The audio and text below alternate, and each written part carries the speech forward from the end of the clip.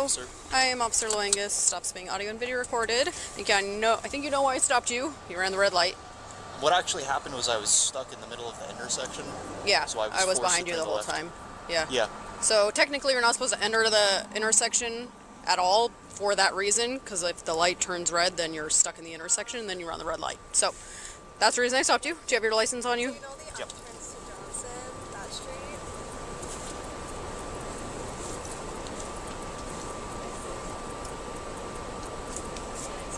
Do you have the registration and insurance? Yes. Do you remember where you pointed to when you were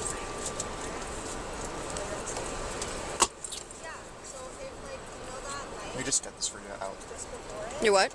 I'm just gonna get this out for you. Okay. That street. What?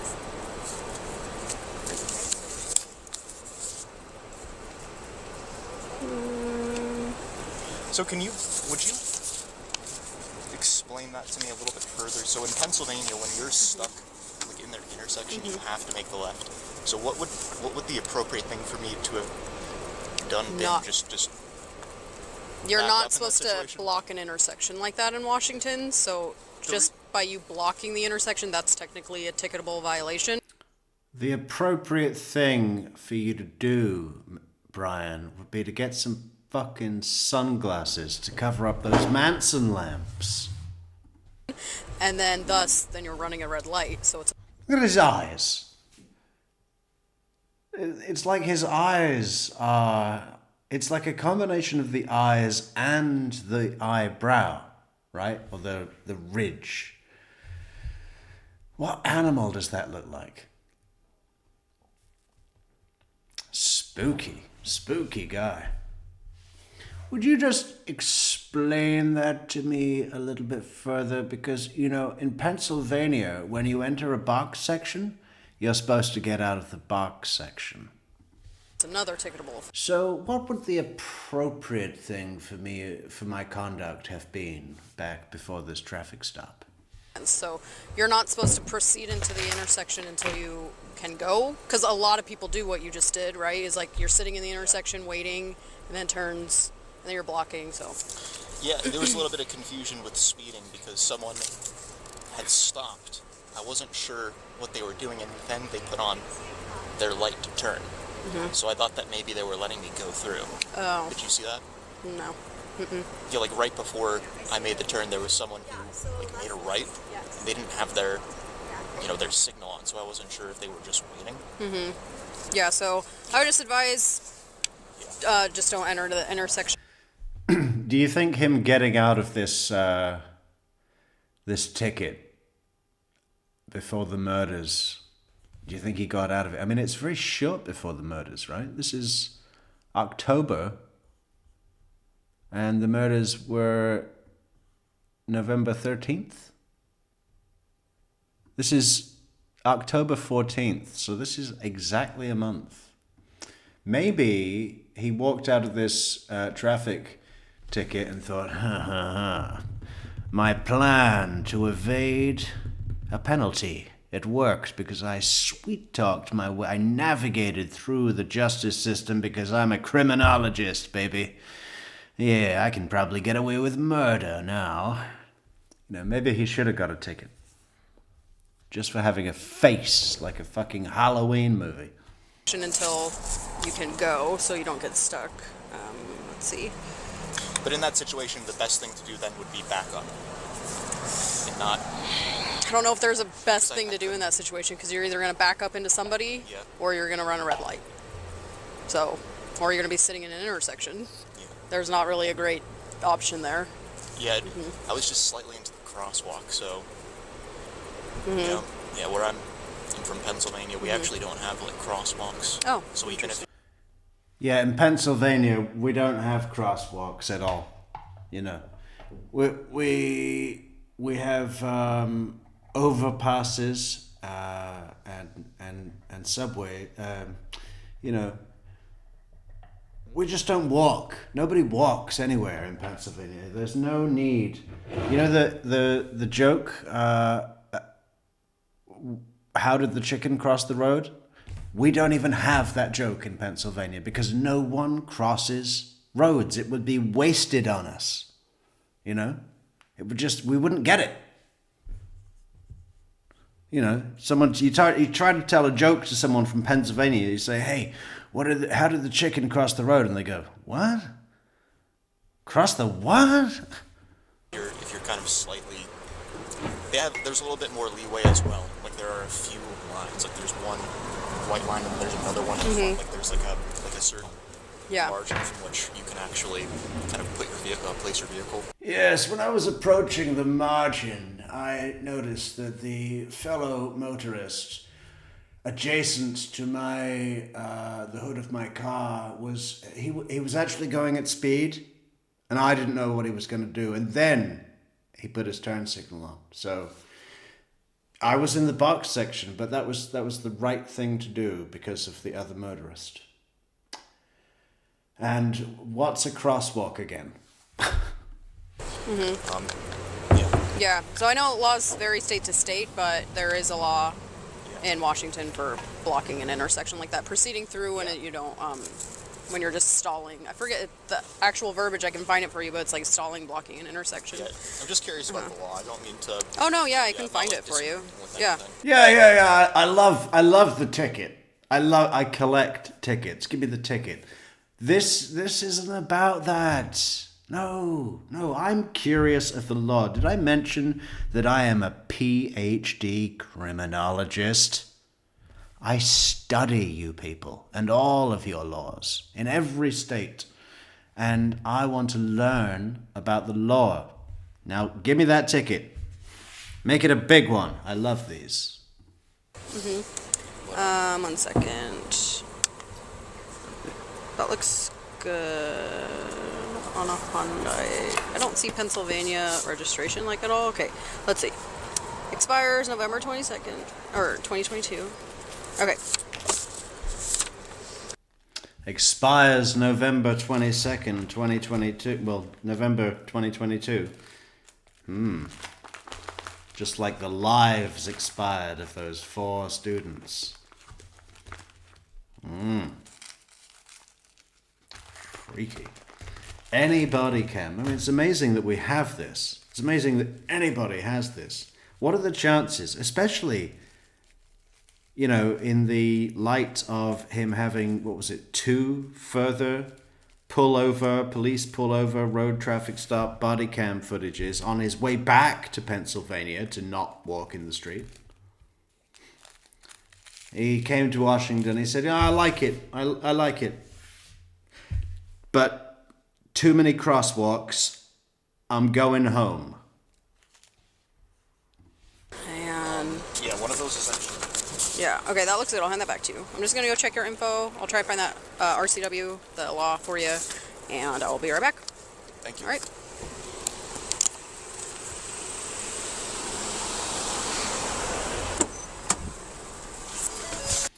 When this all happened and they were looking for him, and you know it was on the news that they were looking for a white Hyundai Elantra, I couldn't believe it because I was sure it was a woman. I was sure it was a woman just based on that car. You know. And I thought, wow, you know, a murder like this done by a woman, that's unusual. You know, but then I thought maybe a white Elantra, it could have been a hairdresser. No offense, Michelle. A good not a good hairdresser, just a terrible one. Yeah, they have a lot of scissors, so then it made sense.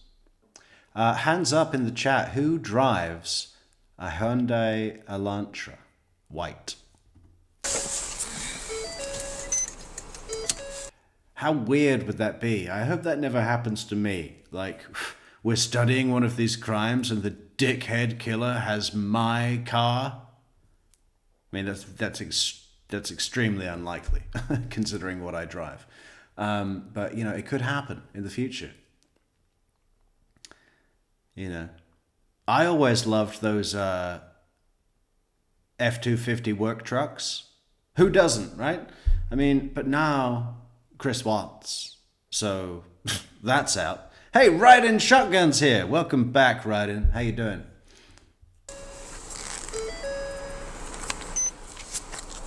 CR 331 code 4 driver. Go ahead. Last of Kohberger, King, Ocean, Henry, Boy, Edward, Robert, George, Edward, Robert. First of Brian, Boy, Robert, Young, Adam, Nora. Middle C, Charles. Date of birth 112194, Mount Washington.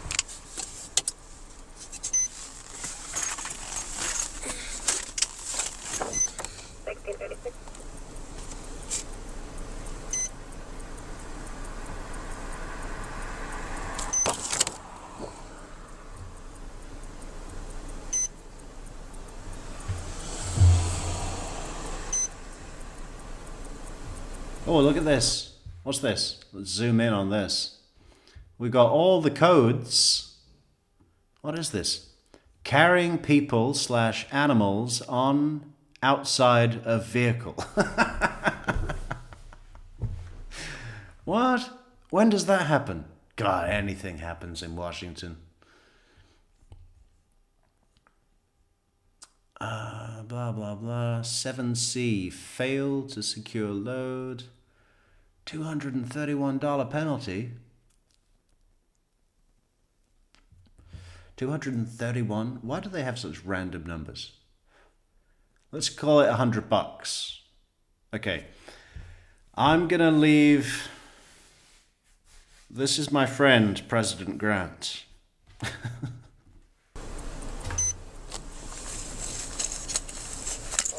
49 has Zip Corral, George Union, Robert, Adam Lincoln, first appearance, Tom, Adam, Robert, Young, Nora, in custody. 1637.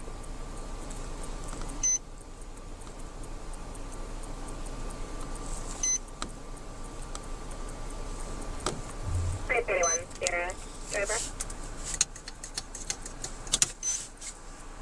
Go ahead.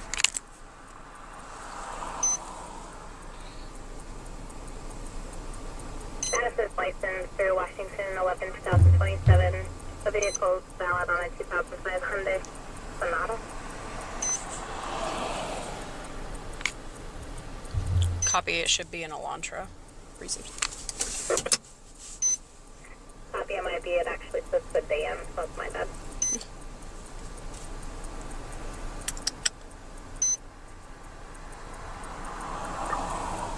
Sierra 334 stopping. 334. King 568889 through Idaho.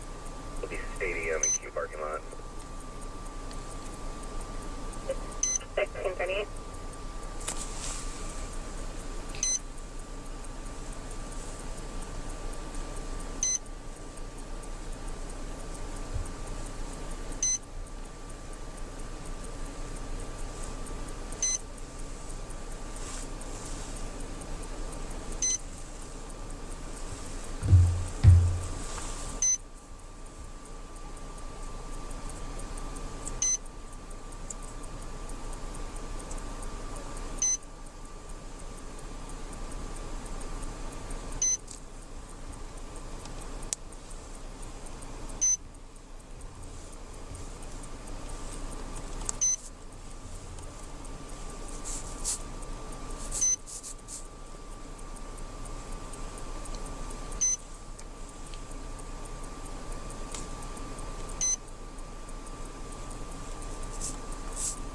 Ah, good. Glad to hear it, Michelle.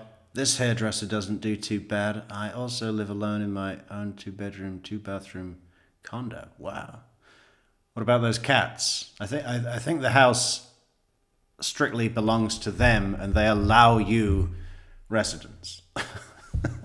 Yeah. Now we have to guess what Michelle drives. Something nice. What's the nicest thing I can think of? What do we see Michelle driving? I need a clue.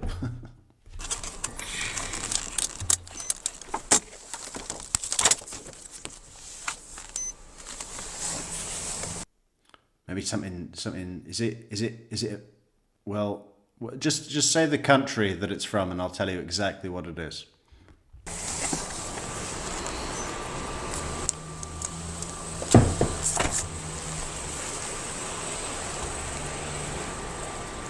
Okay, so I Ah, found it. brand new Audi. So I don't There know you go. what in Pennsylvania where you go to find laws, but in Washington it's called the Revised Code of Washington. So I'll try to turn my brightness up, but it's basically it's just called an RCW. So it's RCW 46.61.202. So it's no driver shall. I don't drive anything as of today, well, as of yesterday, Pinto. My fucking, what do you call it? Serpentine belt exploded. Yeah, that's great. So that's not going anywhere. That's not going anywhere. It's certainly not going to Lisbon. And it's not going to be a quick, easy fix. I'm going to have to take both wheels off, a bunch of stuff out the engine. And hope the fucking crankshaft pulley's not fucked. I was really lucky though, because it exploded when I was almost parked. I mean, if that had been miles from home, it'd have been a whole thing. I'd have had to get a tow. Oh man. So it's like Apollo 13, right? It's the successful failure. We lost, but really we won. Enter an intersection unless there is significant space on the other side of the intersection. I gonna pay somebody $35 an hour to do the plinky plunky twisty. You twist! That's it. To accommodate the vehicle, he is operating without obstructing the passage of other vehicles, despite any traffic control signal indications to proceed. So you had a green light, so you're thinking you can go, but you're blocking the intersection. Yeah. So that's, if you're ever curious in any laws in Washington, just Revised Code of Washington. So I'm not writing a ticket or anything like that today. I understand you're from Pennsylvania, but in the future. I hope you don't. I hope you don't think I was asking you questions to get out of a ticket that I love. I'm a criminologist. I'm doing a PhD. I probably know your boss. Don't proceed through the intersection. You can't get stopped for that alone, unless you can clearly just clear it right away. So. So then basically, I understand. You're just supposed to wait behind the white line. Drivers do it all the time, but it never even occurred to me that was actually something wrong. But well, except for the fact that I was blocking the crosswalk, which is what I went through. And states vary a lot. It was my first time seeing a crosswalk. I'm from Pennsylvania. We don't have them there. From laws like Pennsylvania might not even have that law, but in Washington we do. Listen, why the hell would Pennsylvania have a law concerning crosswalks when they don't exist? I'm actually just from a very rural area, so we just don't have crosswalks. Oh. Unless I visit an area where there are crosswalks, and then it's not very frequent. Yeah. One time, when I was young, we went on a school trip to see what a crosswalk looked like from my rural area. We had to sketch the crosswalk and learn about the history of crosswalks, and it was my first time pushing the button. I do apologize if I was asking you too many questions about the law. I wasn't trying to No, not at all. Like, I understand. I wasn't trying to hypnotize you with my evil, murderous glare. You're not from here, so if you don't, a lot of people don't know a bunch of laws. Like, I only know it because this is what I do. But yeah, if you're ever curious on any more. Pinto, thanks so much for helping with the serpentine belt. That's awesome, Pinto. Yeah. Cometh the hour, cometh the Pinto. Wicked, yeah. Great way to support the channel, guys. Buymeacoffee.com. We've also got our brand new PayPal account in the description for the video, along with our merchandise. Merchandise links, kosher style links. Yeah. The second edition was received today by another very happy customer. And yeah. That's all coming. So, I figured today, just as Bryan Kohberger was sentenced and sent away, we never have to look at him again or have him see us, right? I figured we'd go through the hearing We hear from the prosecutor. We hear from the judge. Most importantly, we hear from victim impact statements. There are tears. There's anger. There's one in particular that was fantastic. I wouldn't really call it tears or anger. It was a little bit. Well, I guess there was anger, yeah, but not too much. Not like yelling.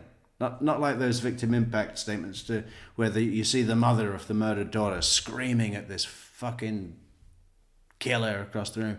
You had no right! It wasn't any of that. Anyway, how does that sound, guys? Cheerful? I think we'll proceed. Let's proceed. Where's our first link? We have this one.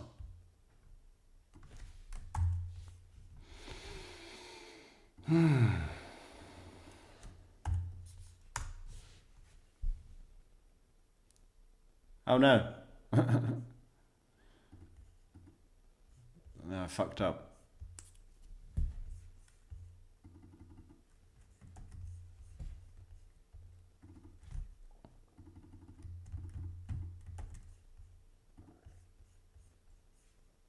Oh, fuck.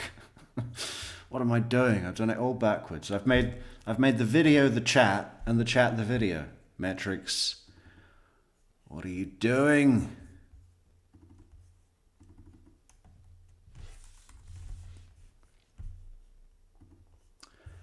Aye. Where are we? Okay.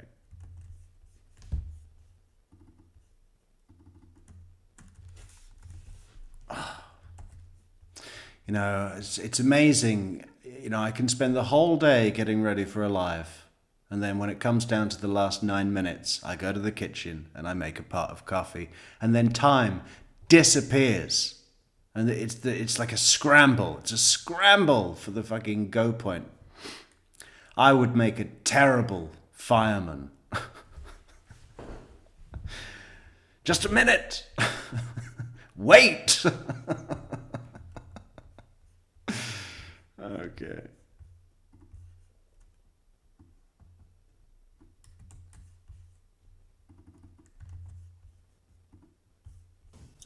All right, thank you. All right, this is CR 0124316665, State of Idaho versus Bryan Kohberger. Defendant is present in custody with counsel, Ms. Taylor, Ms. Massoth, Ms. Barlow. The state is represented by Mr. Thompson, Ms. Jennings, Mr. Hurwitz, Mr. Nye, and Ms. Allen. This is the time set for sentencing in this case. The defendant previously entered a plea of guilty to 4 counts of first-degree murder and 1 count of felony. How's the volume, guys? I've got some room to turn it up if that's needed. Please let me know if it is. Burglary. In exchange, the parties stipulated to recommend a sentence consisting of, on burglary, 10 years fixed, on each of the 4 counts of first-degree murder, life fixed. The parties waived pre-sentence investigation. To my understanding, neither party submitted a sentencing memorandum or other materials for the court. Court is familiar with the file and the evidence submitted previously by the parties as it has reviewed them throughout the case and in anticipation of trial. Is there any legal cause why sentence should not be imposed at this time? No, Your Honor.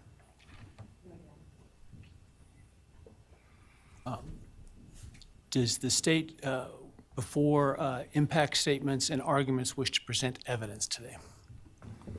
Your Honor, the state does not intend to present evidence in a documentary sense. We have provided the court through the clerk with photographs that we would like to use during the course of our.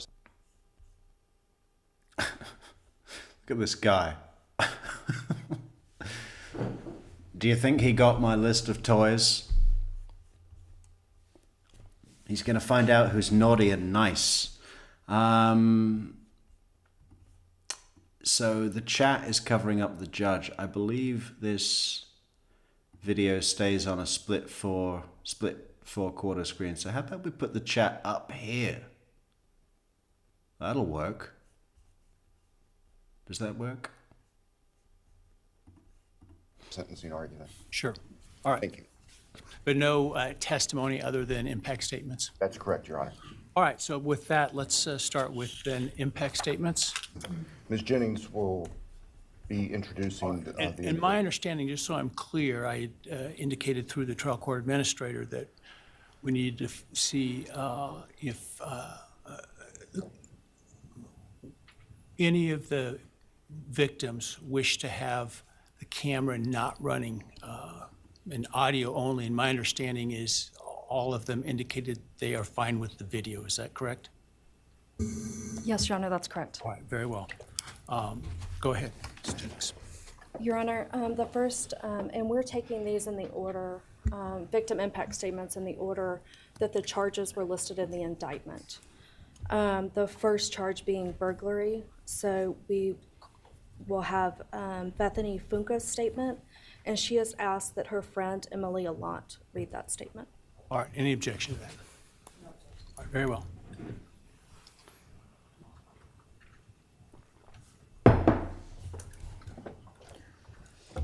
Thank you, Your Honor. I'll be speaking on behalf of Bethany, and so, yeah, here it reads. My name is Bethany Funk, and I was roommates with Maddie, Kaylee, Xana, and Ethan. I not only lost some of my best friends, but I also lost a sister. Never in a million years would I have... What comment, Michelle? I haven't removed anything, and I doubt anyone else has. But I don't see anything.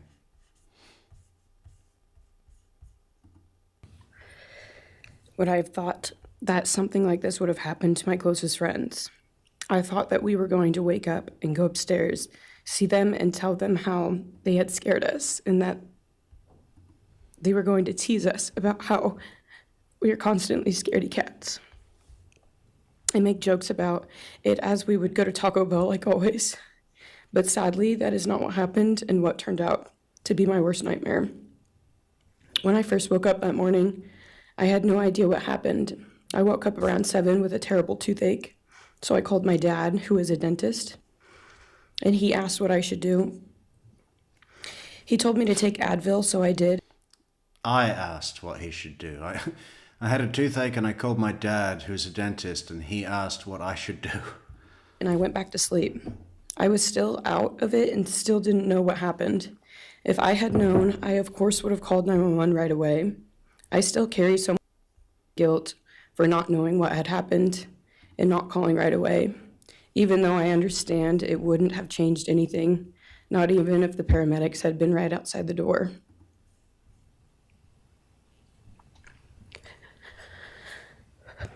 I was so frantic that morning and scared to death, not knowing what had happened. And when I made the 911 call, I couldn't even get out the words. And from then on, I don't remember a thing. It was like my brain wiped that whole memory. That was the worst day of my life. And I know it always will be.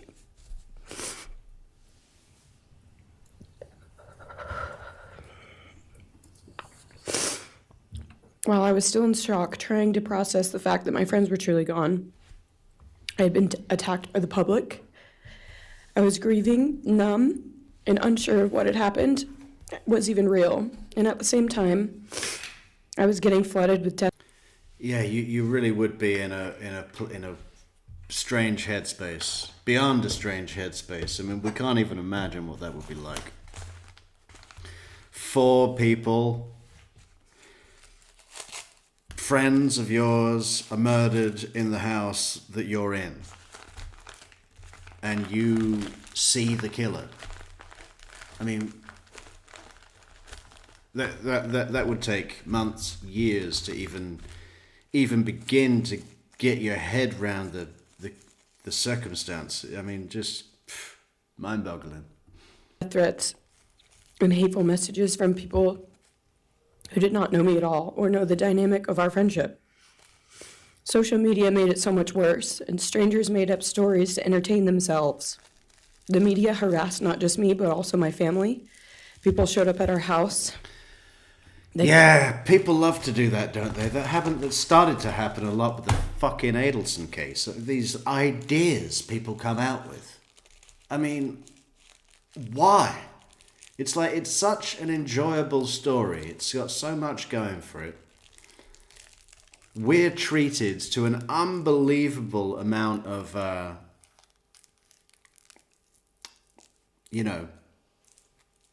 evidence, surveillance, text messages, wiretaps, emails. I mean, just the whole thing to make it really feel like a screenplay. And then some people get confused and start writing their own fucking daytime movie.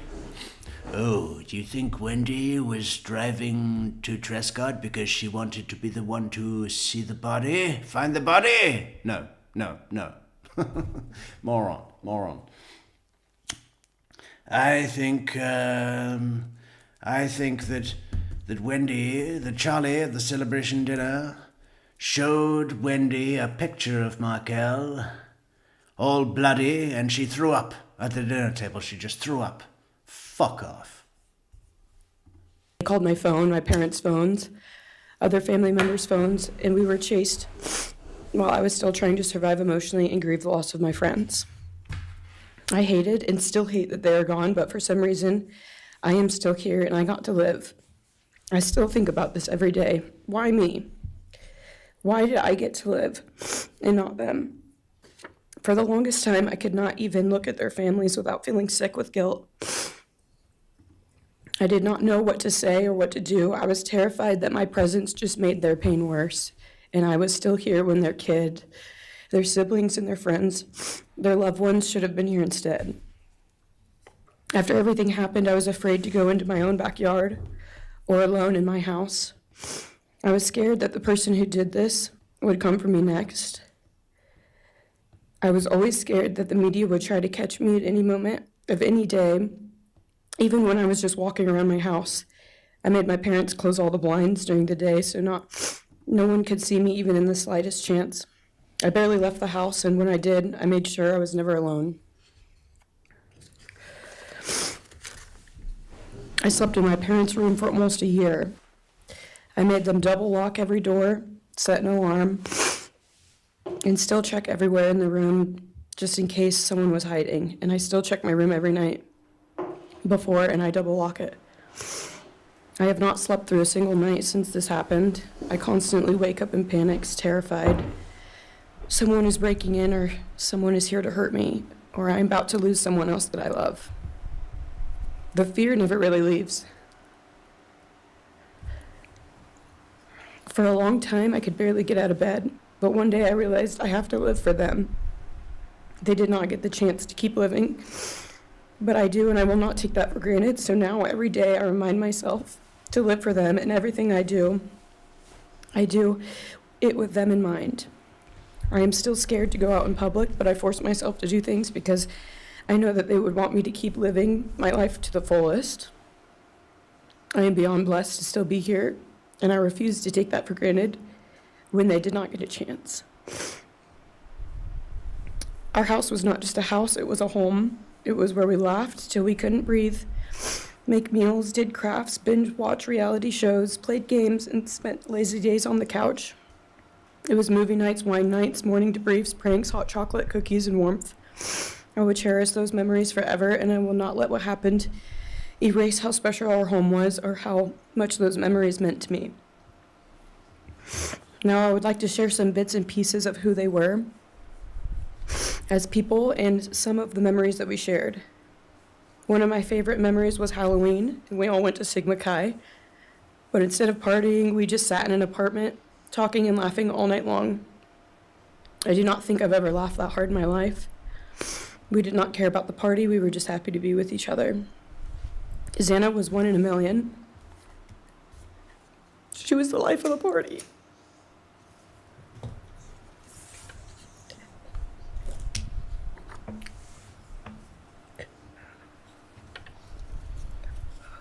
See you later, Michelle. But she was also the kindest and funniest person I knew.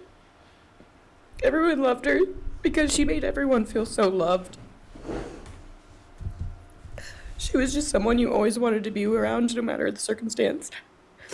One of my favorite days with Xana was when she laid on the couch, when we laid on the couch together all day watching movies and snacking. Or when she, Maddie, and I would go and get margaritas, chips, and salsa. She would also light up a room with her presence alone. Kaylee had the most beautiful, radiant smile, and she was so kind, but also one of the funniest people I've ever known. She loved playing little pranks, and she always had us laughing so hard that we could not breathe. She was so full of energy and life. I really believed that she could have ruled the world if she wanted to, and she would have been America's sweetheart. Ethan was the sweetest, most genuine guy. He was always smiling and always making other people smile too. Ethan was the kind of person you wanted around. He was so kind and easy to talk to, and just so fun. And the way he cared for Xana was truly something to admire. And really was proof that storybook love and true romances really do exist. It was not only obvious to me, but everyone that was around Ethan and Xana that they were absolute soulmates. Maddie was not only one of my best friends, but she was the older sister I would have always wanted. There was no one I looked up to or admired more than Maddie. She was truly a ray of sunshine, and everyone was drawn to her. She was so kind, loving, funny. It's the friend of Bethany, what is it? Funk. It's the friend of Bethany Funk reading her impact statement on her behalf, Catherine. I mean, I'm kind of confused about what the point of this is. Like, usually a victim impact statement will be given to the court so that they can plead for the maximum and demonstrate the impact that the defendant has had on them to affect sentencing, right? I mean, that's the idea, isn't it? Please give him the max. But here it's a foregone conclusion. I mean, it's life, 4 life sentences, no parole, no appeal, no nothing. I mean, I guess it's just a place for them to make a statement, and perhaps it will help them with their closure. Hey, Ride-In Shotgun. Wow, 20 coffees. Thank you so much, Ride-In Shotgun, and it's great to see you again. We knew you'd be back. We knew you'd be back. Thank you, Ride-In. What was I saying? We were saying something about closure. It's going to help with their closure. But the unfortunate thing is that, do you think Bryan Kohberger is like enjoying listening to this? I did this. My criminal mind did this. Look at the result. Look at the result of my work. You know, sicko. Even the way he sits, there's just, you know, he's got this kind of regal attitude. You know, just, it's almost like he's a king, like sitting on a throne or something, flanked by these, by his courtiers, you know, in the form of defense counsel. He's in the middle of the table. He's fucking chairman of the board over there, right? He's absorbing this. My point is that, you know, maybe we should have given the victims a different set of circumstances in which to give their statements for the benefit of their closure, if that's what it is. I mean, it can only be for that, right? Because the sentence is already in place. Fun and passionate. She had the sweetest soul and wanted nothing but the best for everyone, and to love and show love to everyone. She took me under her wing and always made me feel so safe and included, and above all, loved and valued. She never failed to make me laugh or put a smile on my face. Still to this day, I am beyond grateful that she chose me to be her sorority little, and I thank God every day that I not only got to know her, but had her as one of my best friends. Honestly, I cannot pinpoint one favorite memory with Maddie because I have so many, and this would be a very long read if I did. But if some little memories with her that I cherish is when the two of us made a nice dinner and split some wine, or when we would binge watch Jersey Shore or Summer House. When we came up with a whole dance routine on Halloween and danced and sang all night, like no one was watching. All the late night walks home from going out, and just little shopping trips and so much more. I am beyond blessed that I had the chance to know each and every one of them. They changed my life in ways I would have never put into words. I hope that they know who they are, not what happened to them, because who they are were so beautiful, and they deserve to be remembered in the highest way. My heart breaks every time I go to text one of them, or how badly I wish I could see and hang out with them. And then I remember I cannot. I will never be able to again. But I still talk to them in my prayers every single night, and I always will. I wish more than anything I could hug them one last time. And I wish I could tell them how much I love them. And even though I cannot, I still tell them every night. I will keep living for them as long as I am lucky enough to still be here. And they were all truly one of a kind, and they will be in our hearts forever and always.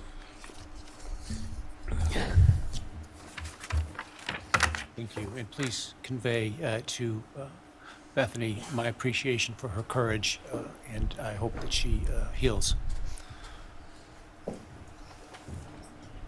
Next is Dylan Mortensen. We're asking for some accommodations for Miss Mortensen.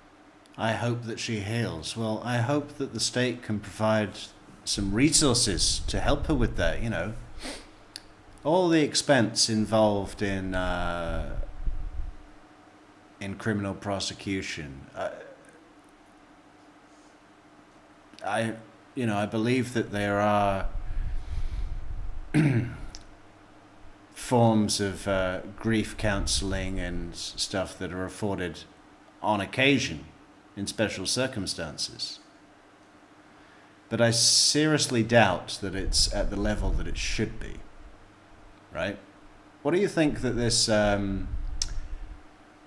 putting Bryan Kohberger away has cost the state of Idaho? Millions. Even, okay, there was a bit of a manhunt and all that. I'm sure that was expensive. The investigation, gathering of evidence, all the salaries involved in the proceedings and so on. I mean, that it's millions and millions and millions of dollars, right? A tiny, tiny chunk of that should be put aside for extensive therapy work for at least the core people involved, like the people that were in the house and the families and so on. I mean, we need to do more for the mental well-being of the innocents that get their lives turned upside down. We put all this money, the taxpayer puts all this money into the, punishment and keeping the community safe and all the things that are involved in the work of criminal justice, all the reasons that it's there, which there are many. But I think mental health well-being is one of those things that's just a little bit too overlooked by the budgeters. What do you think? And that she be allowed to sit in my seat. Sure.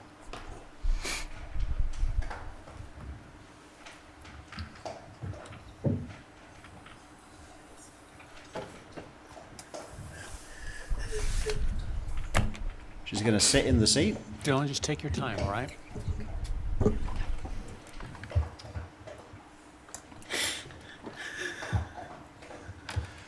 Wow, I mean, you know, just speaking in front of a room of people that big, and the knowledge of the cameras and the however many people watching around the world, I mean, just that, to say anything would be a big deal.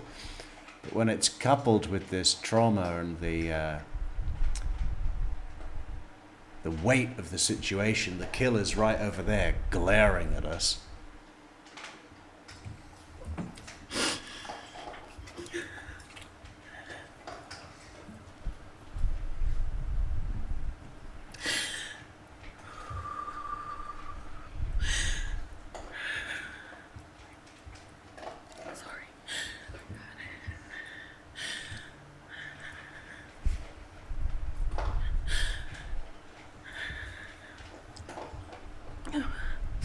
Thank you, Your Honor.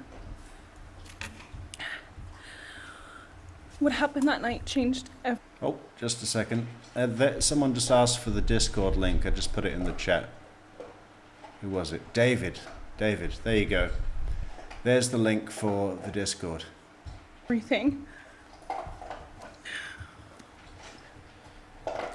Because of him, for beautiful,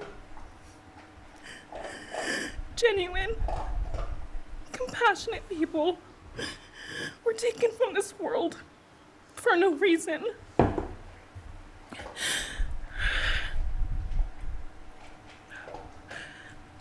He didn't just take their lives. He took the light that carried it into every room. He took away how they made everyone feel loved and full of joy. He took away the ability for me to tell them that I love them and that I'm so proud of them. He took away who they were becoming and the futures they were going to have. He took away birthdays, graduations, celebrations, and all the memories that we were supposed to make. All of it is gone. And all the people who loved them are just left to carry that weight forever. He didn't just take them from the world, he took them from me. Wow, David, that's amazing. My victim statement will be brought to you by the power of interpretive dance. That would be powerful. I mean, you know, dance can be incredibly powerful. Imagine that. My friends, my people who felt like my home, the people I looked up to and adored more than anyone. He took away my ability to trust the world around me. What he did shattered me in places I didn't know could break. I was barely 19 when he did this. Fucking We had just celebrated my birthday. 19 years old and she's dealing with that, man. Wow. I mean, good luck to her. Jesus, can you imagine? At the end of September, I should have been figuring out who I was. I should have been having the college experience and starting to establish my future. Instead, I was forced to learn how to survive the unimaginable. I couldn't be alone. I had to sleep in my mom's bed because I was too terrified to close my eyes. Terrified that if I blinked, someone might be there. I made escape plans everywhere I went. If something happens, how do I get out? What can I use to defend myself? Who can help? Yeah. What do you think? What do you think this action did for gun sales in the area, huh? Personal protective equipment. I mean, alarm systems. All sales went up, right? I mean,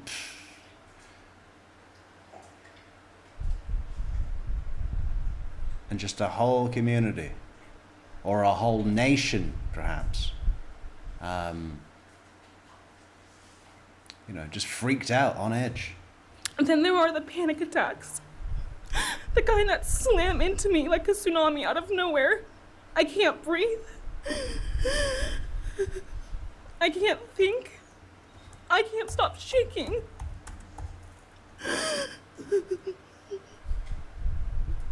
All I can do is scream because the emotional pain and the grief is too much to handle.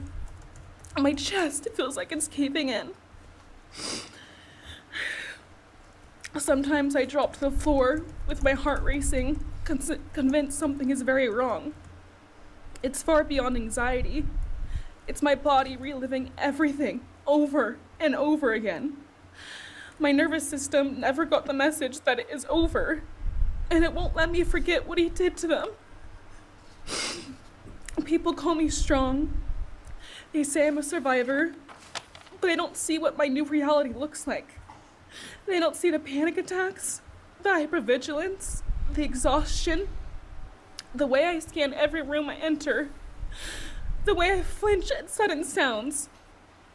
They don't know how heavy it is to carry so much pain and still be expected to keep going, and that's because of him.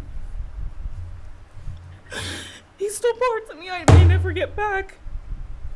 He took the version of me who didn't constantly ask, what if it happens again? What if next time I don't survive?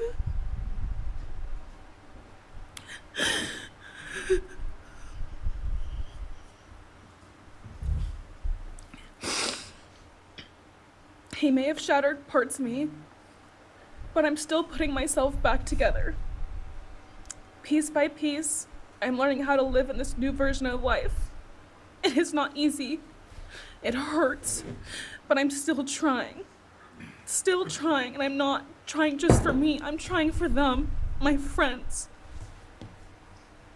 About a year ago, I had a dream about them. I got to say goodbye.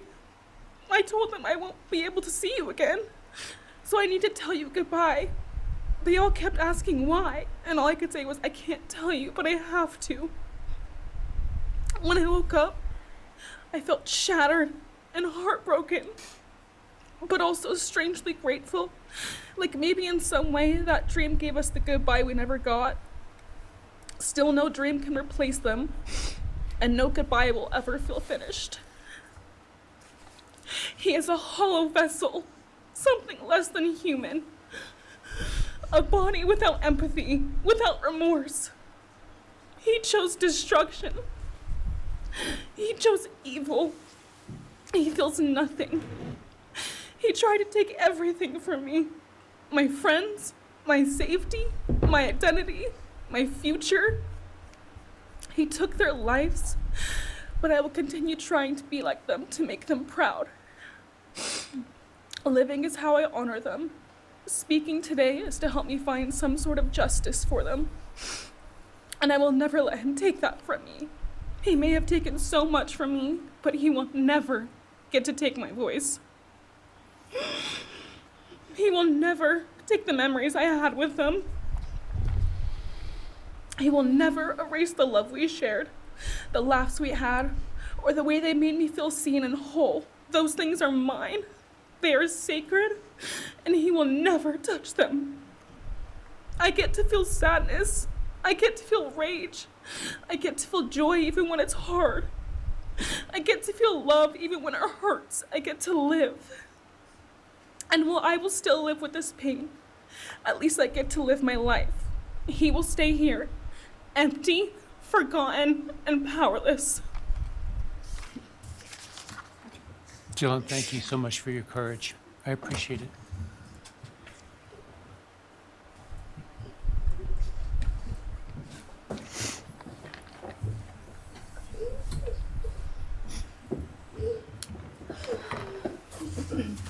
Next, we have members from the Madison Logan family. First would be Scott Laramie, Madison Logan's stepfather.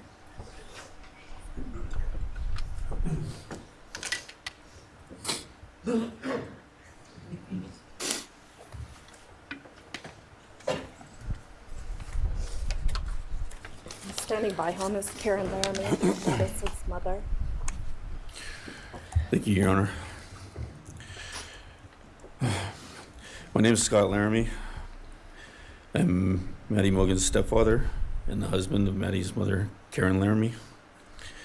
I will read this victim impact statement on behalf of Karen and myself. Maddie was our gift of life, our purpose, and our hope. Maddie quickly became Karen's joy, identity, and purpose in life. I joined Maddie's life when she was 2.5 years old.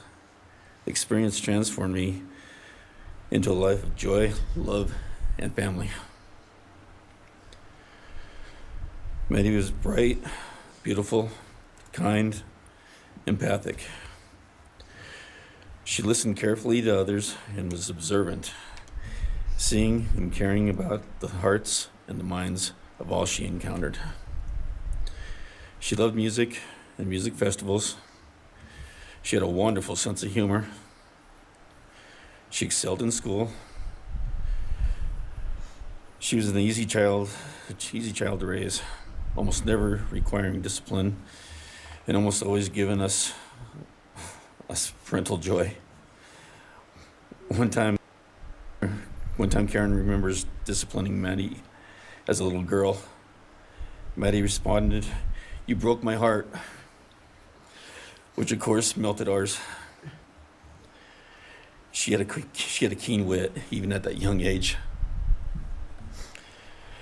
As she transitioned into teenage years, she prioritized us and extended family over many of the distractions that capture teenagers. She showered us with her presence and love at family events, barbecues, picnics, birthdays, holidays, and others. She spent countless hours with her papa, her Uncle David, Aunt Nadine, and her other close family and friends.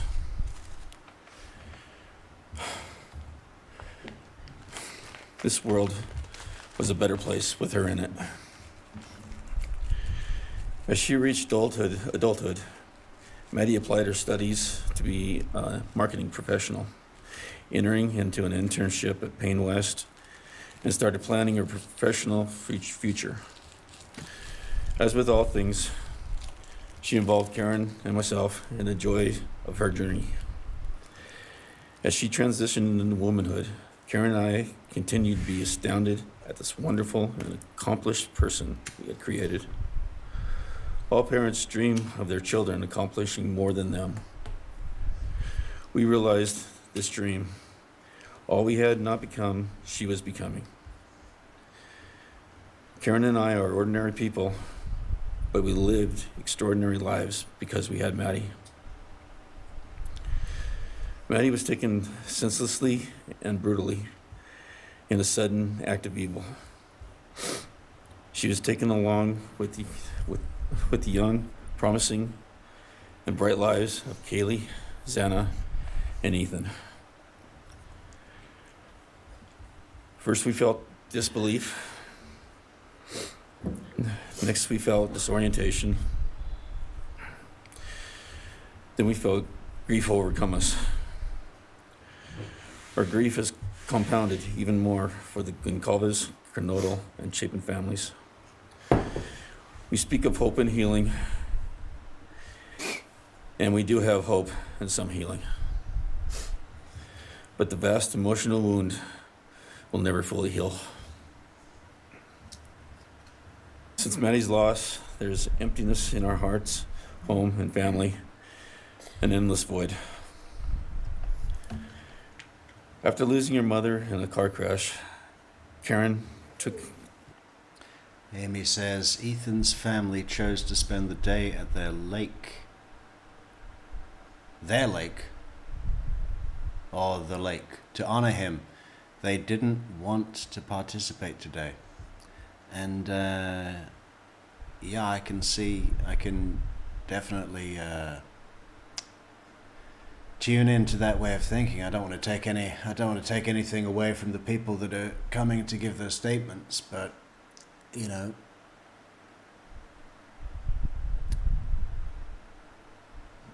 just can't help but think that this is giving Bryan something. I mean, probably the best thing would be to do it in the most unceremonious way possible, like Saddam Hussein's execution, you know.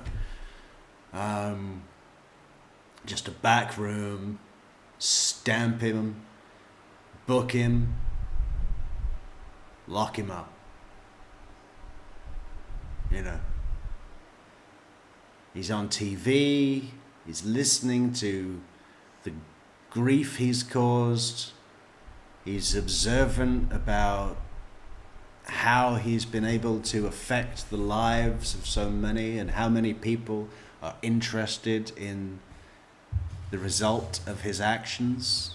You know, I can't help but think that this is giving him more than the victims are getting out of making their statements, perhaps. But, you know, I don't want to speak for them, and I certainly don't want to take anything away from them. They're all entitled to do what they think is best for them. But I can totally tune in to Ethan's family's choice to not participate in this and to go to the lake and do something in the fresh air outside of this room. Karen took years to grieve and recover. The feeling that her life with Maddie and Abe was perfect helped her to start to heal. Now, this is no longer perfect. After Maddie's loss, Karen felt like she was spinning out, emotionally collapsing into anxiety and depression.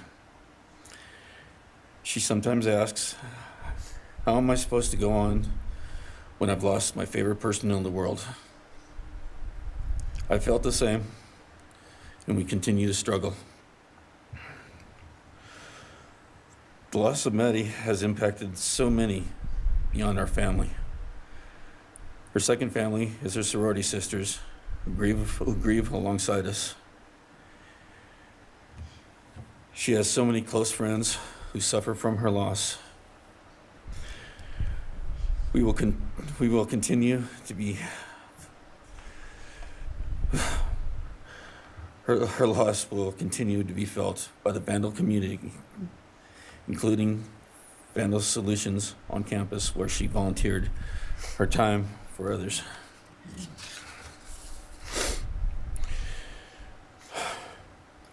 It helps us to know Maddie is in heaven now, freed from the trials of this earth.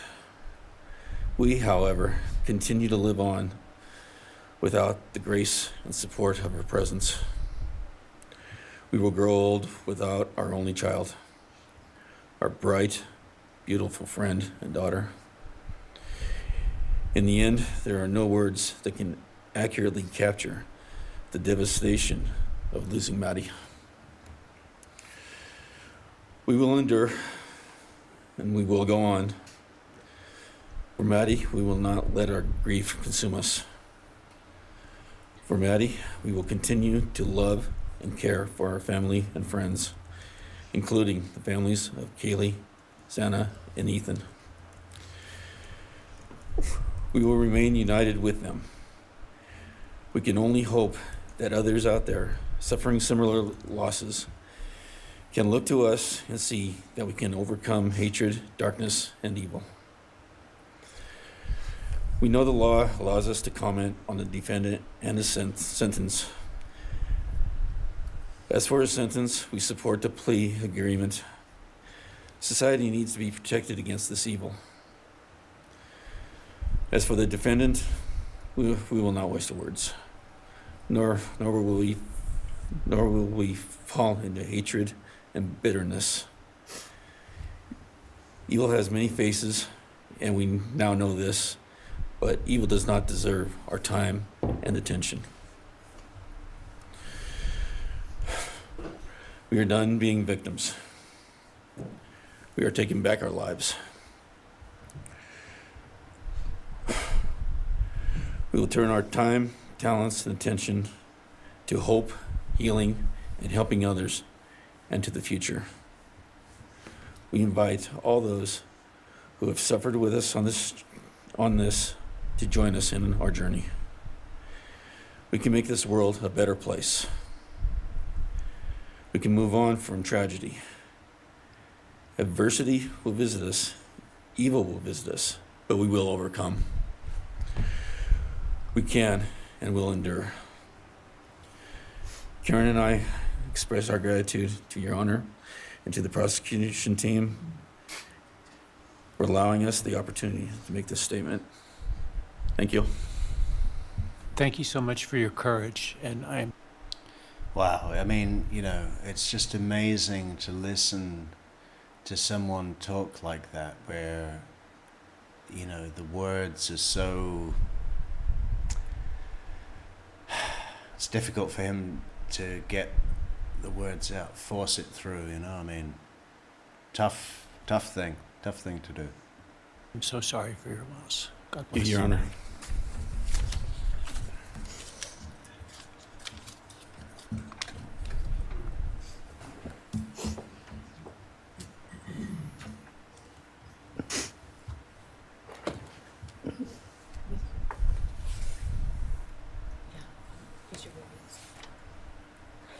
Your Honor, this is Leander James. He's the attorney for the Mogan family and victim advocate.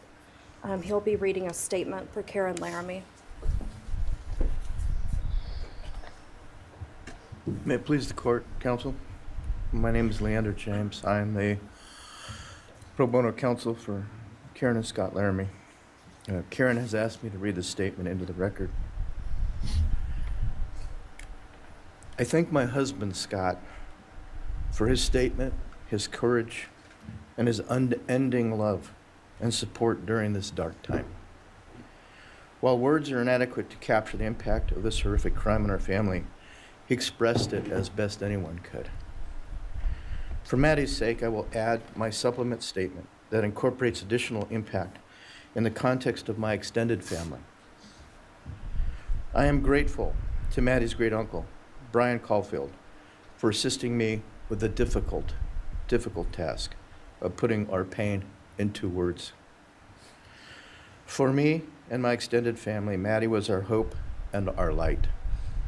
Her beauty, both outside and in, shone its light upon everyone with whom she came in contact. Her beauty, she carried that hope and light into the future for our entire family. We have memories of our Maddie and grief and pain at her being taken from our presence. Any one of us would have given our own light to have been outshone by hers. We now look to our Creator to know that her light continues where we look to see her in His presence. Those who commit evil for their own twisted gains and purposes truly defile the efforts and sacrifices of mothers, fathers, families, teachers, clergy, public servants, service members, and all those who commit themselves to the greater good, freedoms, and the future light of our nation. Condemnation falls heavily upon those who squandered the lives of our future hopes and dreams. Some may offer forgiveness for what the defendant has done. However, we cannot at this time, or perhaps ever, nor will we ask for mercy for what he has done. His acts are too heinous. The agony and grief he has caused, too great. But we will waste no further words or thoughts on him. For Maddie's sake, we will move on. We will do our best to carry Maddie's light into this world and make it a better place. I thank the court and the prosecution for allowing me the opportunity to make my statement, and I thank all.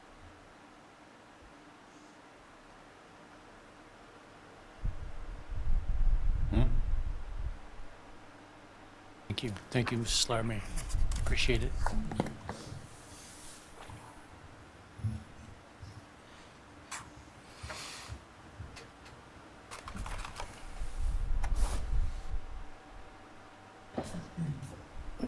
Next is Ben Mogan, the father of Maddie Mogan. Yes, of course. Actually, Your Honor, it'll be Kim Cheely, the grandmother of Maddie Mogan.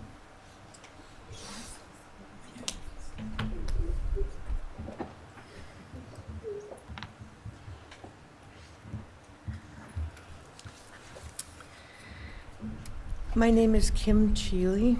I was Maddie Mogan's paternal grandmother, as Ben Mogan, her father, is my son.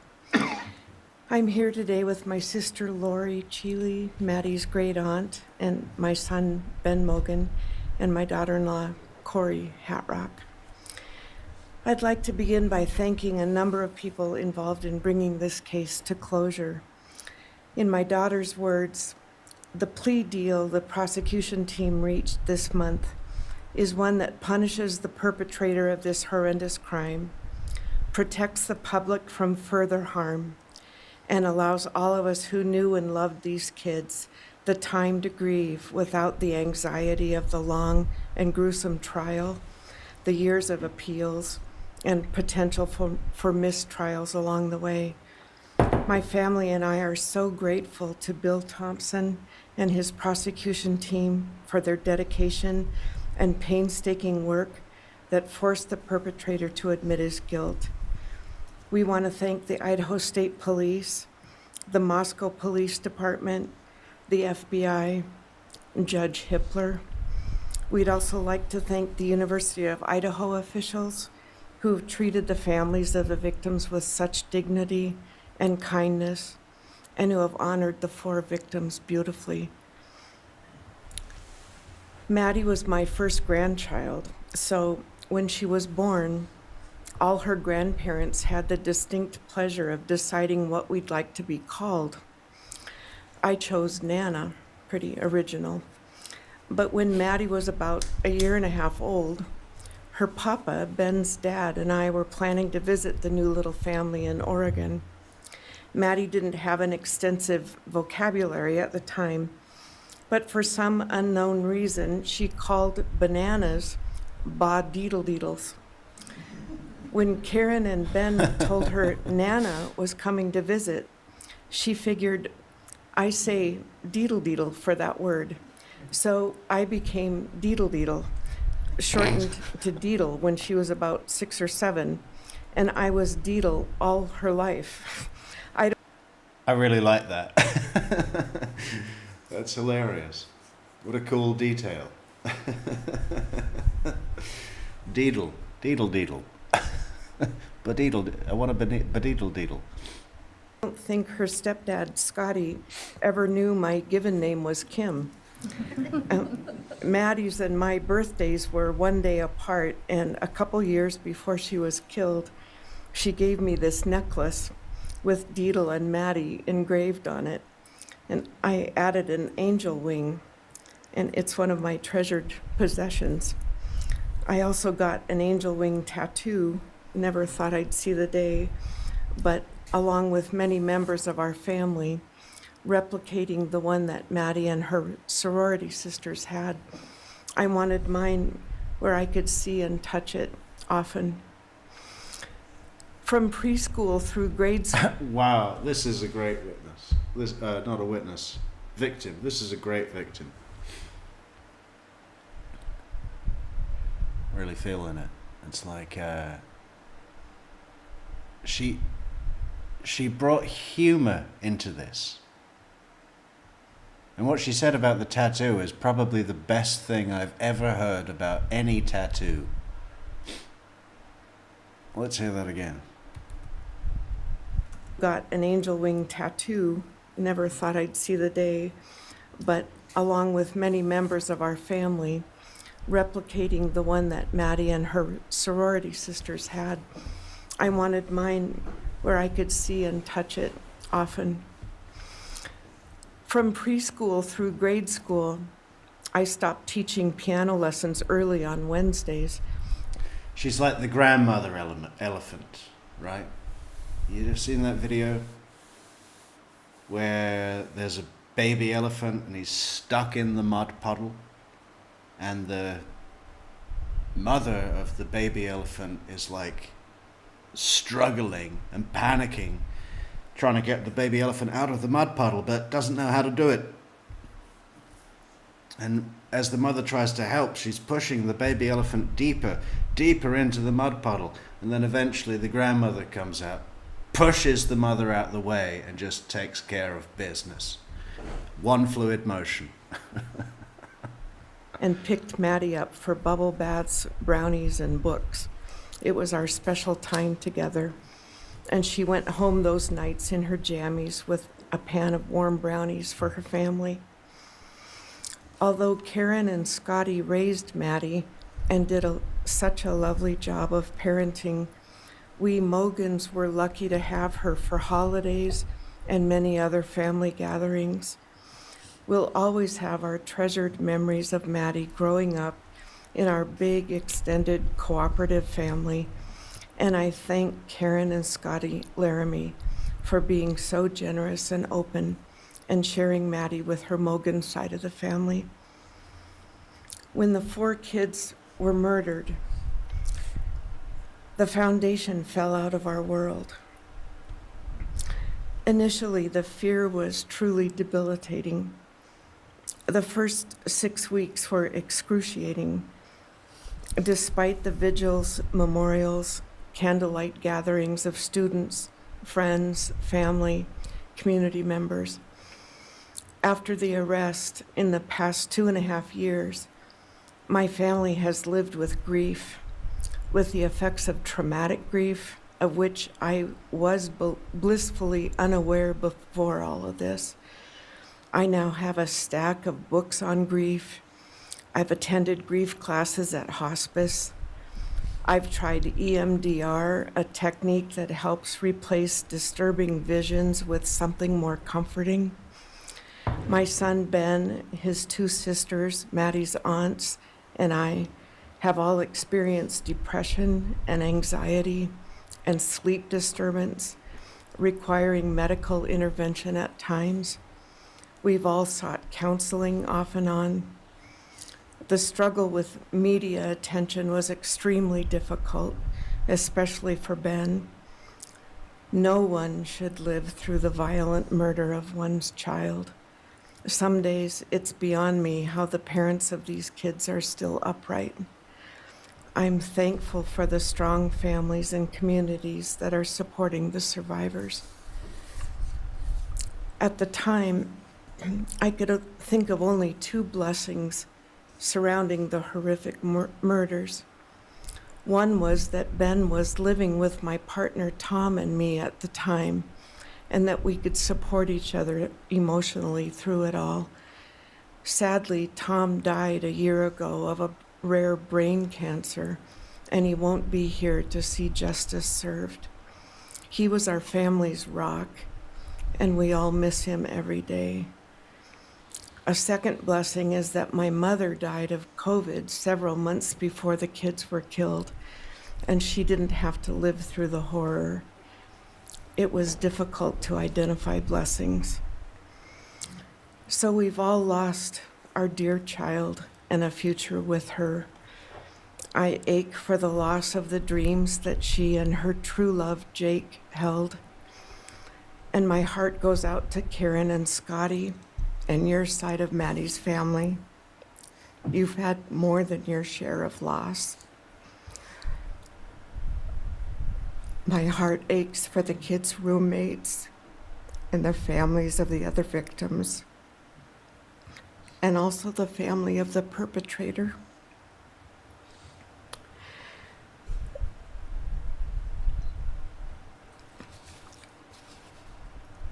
Going forward, we Mogans are choosing to put our energy and focus into honoring Maddie's too short life and sweet spirit by celebrating Maddie May Day, which my 2 daughters established. On May 25th each year, Maddie's birthday, we encourage folks to do random acts of kindness in Maddie's name. In my daughter Katie's words, may we all protect our peace in whatever way possible. unite in community and focus on joy. Please do an act in kindness in Maddie's honor during this week, so a glimmer of Maddie's light may live on. Thank you. Thank you, and appreciate your courage, and bless you and your family. Thank you.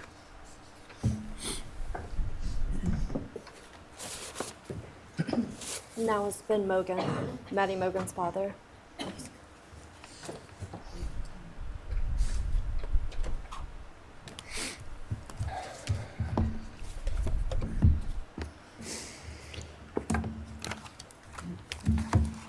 I'm Benjamin Mogan. I'm Maddie's dad. And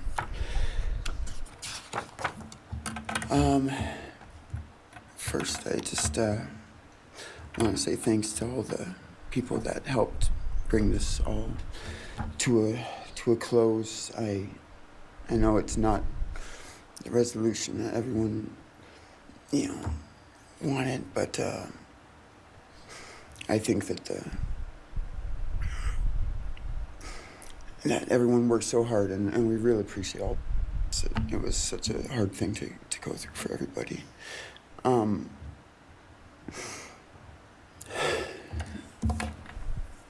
Maddie was my only child that I ever had.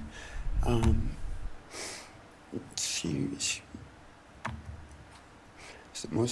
the only great thing I ever really did, and the only thing I was really ever proud of. And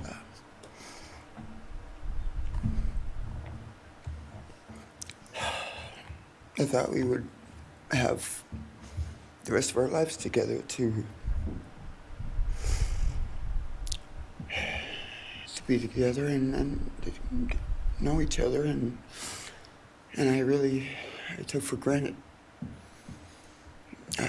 the times, she was in college, and I thought, oh, well, we'll have the rest of our lives to Wow.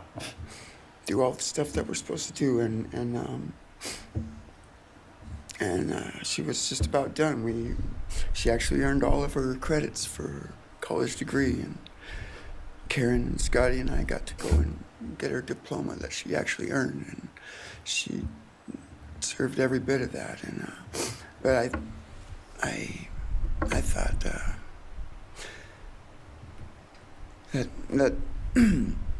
that was going to be just the beginning of a long life together, and we never got that.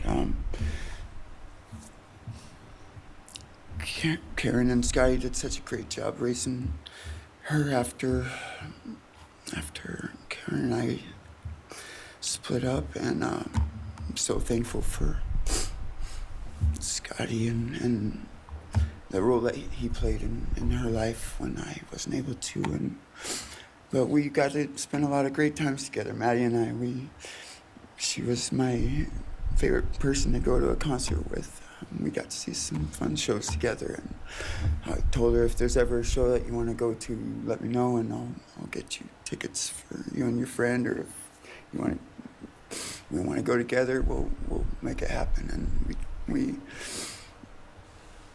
my favorite memory with her was when the Mac Miller show sold out here in Spokane, and everyone wanted tickets, no one could get them, and on the last day before the show, they did a radio thing, and I got 4 meet and greet tickets for Maddie and her friends and me to go and see the show, and that was her favorite artist at the time, was Mac Miller, and he's gone now too, and my little cousin Zach drove us all there that night, and he's gone too, tragically, and anyway, the last thing that she ever wrote to me was this Father's Day card, and I'm so glad I still have it. I'm just going to read what she said. It says, "Happy Father's Day. I hope you have the best day. I can't wait till we can hang out again soon. I'll be in Coeur d'Alene 6:24 to 7:04. Hopefully we can find a time then. I love your birthday card that you sent me, by the way. Maybe we can see a concert sometime soon. I'd love to see the gorge when it's not so smoky out. I hope you're doing well. I'm proud of how far you've come. Thank you for always encouraging me to do my best. Love you lots and lots. Love, Maddie May. She did encourage me to not just to do my best, but to live on. I went through a lot of issues with addiction and with substance abuse, and when I wasn't wanting to live anymore, she was what would keep me from just not caring anymore, and knowing that she was out there and that she was just such a beautiful person kept me alive a lot of rough moments, and I'm so glad that she was able to meet Jake. He was the only one that actually ever got to take her to the gorge. They went and saw Watershed together, and yeah, they had a heck of a time. I'm just glad she got to. That's a really special place for me, and she always wanted to work out there with me in the summer sometime. She never got to, but at least she got to see it once with Jake. He was such a great guy. He is such a great guy. And I really wanted to see what a future with them would have looked like.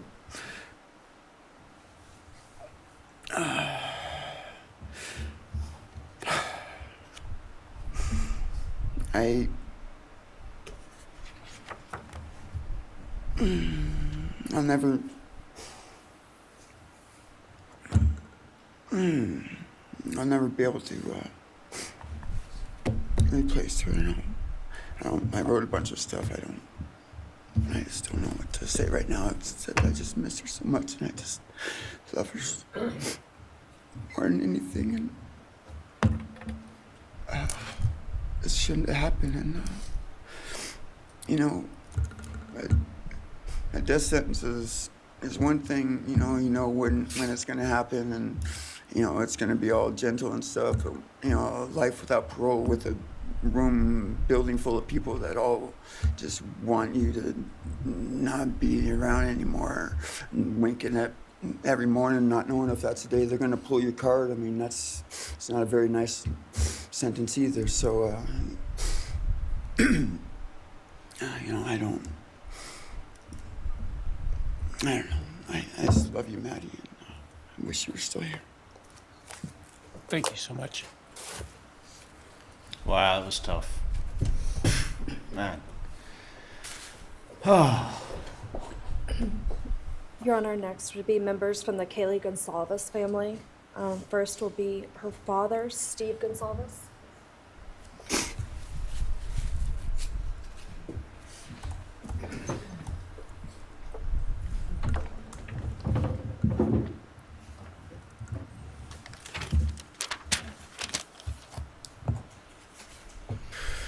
Today, we are here to finish what you started. Today, you've lost control. Today, we are here to prove to the world that you picked the wrong families. Hang on. Did he turn the podium?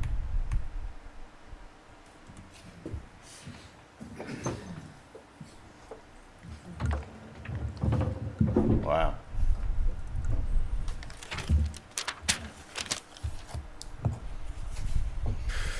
Today, we are here to finish what you started. Today, you've lost control. Today, we are here to prove to the world that you picked the wrong families. Whoa. The wrong state, the wrong police officers, the wrong community. You tried to break our community apart. You tried to plant fear. You tried to divide us. You failed. Instead, your actions have united everyone in their disgust for you. Investigators To their shock, they worked in an investigation and actually worked with Pennsylvania police officers and the federal FBI. You united everyone. Everyone was united after you. None of us are divided. We are united in our disgust and our love for these children. Today you have no name. Because when this all started, we all came together and we said, let's stop even talking about his name and just use initials. So even the media just calls you BK. That's all you are. Looking back, police officers knocked on my door. I guess they're gonna boycott Burger King from now on. Told me what happened to my child. Told me what happened to Maddie Mae. I don't think he was even out of the driveway before my kids turned around, looked at me and said, what do we do, Dad? I told them, you get to work. You get your ass to work. And we started calling, we started texting, we started emailing. And you know what? Within hours, we had your white car on the camera. We knew from the very beginning we had you. Police officers tell us within minutes they had your DNA, like a calling card. You were that careless, that foolish, that stupid. Master degree, you're a joke, complete joke. But we took this disaster and we did what we could. We put everything online. We took our kids, we took our images, we took everything that they did, their videos, their photos, the girls' pranks, Ethan singing. We put it out there, we shared it with the world. And the world united. And all they ended up, when they talked about this case, is they talked about Kaylee Jade, Maddie Mae, Xana, and Ethan. Everything what these people meant to us, a father, a mother, a brother, a sister, we shared that with our community. Then we shared it with our state. We shared it with the country, and eventually we shared it with the world. The world's watching because of the kids, not because of you. Nobody cares about you. You're not worth the time, the effort to be remembered. In time, you will be nothing but two initials forgotten to the wind. No visitors, nothing more than initials on an otherwise unmarked tombstone. From this moment, we've all started. From this moment, I don't think we'll they get forget you. tombstones. We want to, I'll leave in closing, one last thing. And we're laughing at you on your trip to the pen. I will be today or tomorrow. I'll close with, God bless all the men and women that worked on this case and all the hard work that you guys did. You guys allowed us to grieve and allowed us to get through this. The amount of work that you guys put together and the way that you guys put it together was beautiful. There was hard times to be expected. But thank you all. God bless. Thank you. Oh.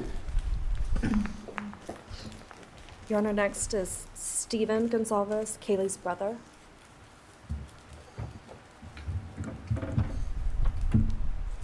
Stephen's actually gonna pass. I'm gonna go. Okay. Olivia Gonsalves, Kaylee's sister. Oh, this is a good one. This is the best one. Hello, I'd like to start by thanking the court for allowing me the time and opportunity to speak today. My name is Olivia, and I'm the big sister of Kaylee Gonsalves. Blessed to love Madison Mogen as a sister too. I'm not here today to speak in grief. I'm here to speak in truth. Because the truth is, my sister Kaylee and her best friend Maddie were not yours to take. They were not yours to study, to stalk, or to silence. They were two pieces of a whole, the perfect yin and yang. They are everything that you could never be.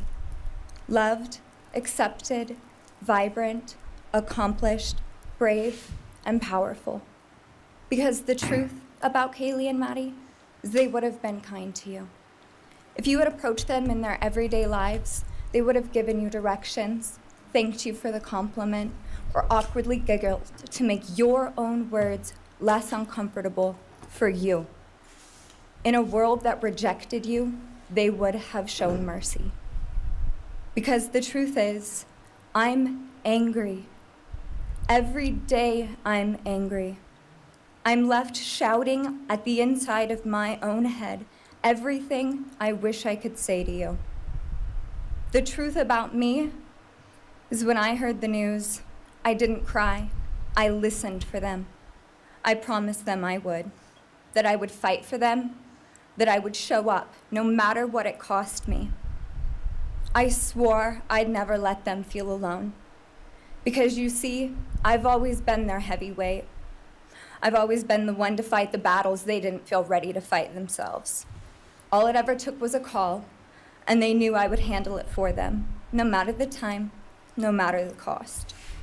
They could wave their white flag because they knew I would never back down, not for them, and not even death could change that. Somewhere along the line, I started to think about what I would say to them if I was given just one last chance. If I could gather enough heartbreak or love or sacrifice or whatever it took to get just one message across, what would I say? Throughout this entire process, I've written my feelings down at every moment, my wishes, my love, my denial, my anger. And as one final act of love, I'd planned to read these thoughts, even jarring and discombobulating and not even making sense. Because for me, that was true love.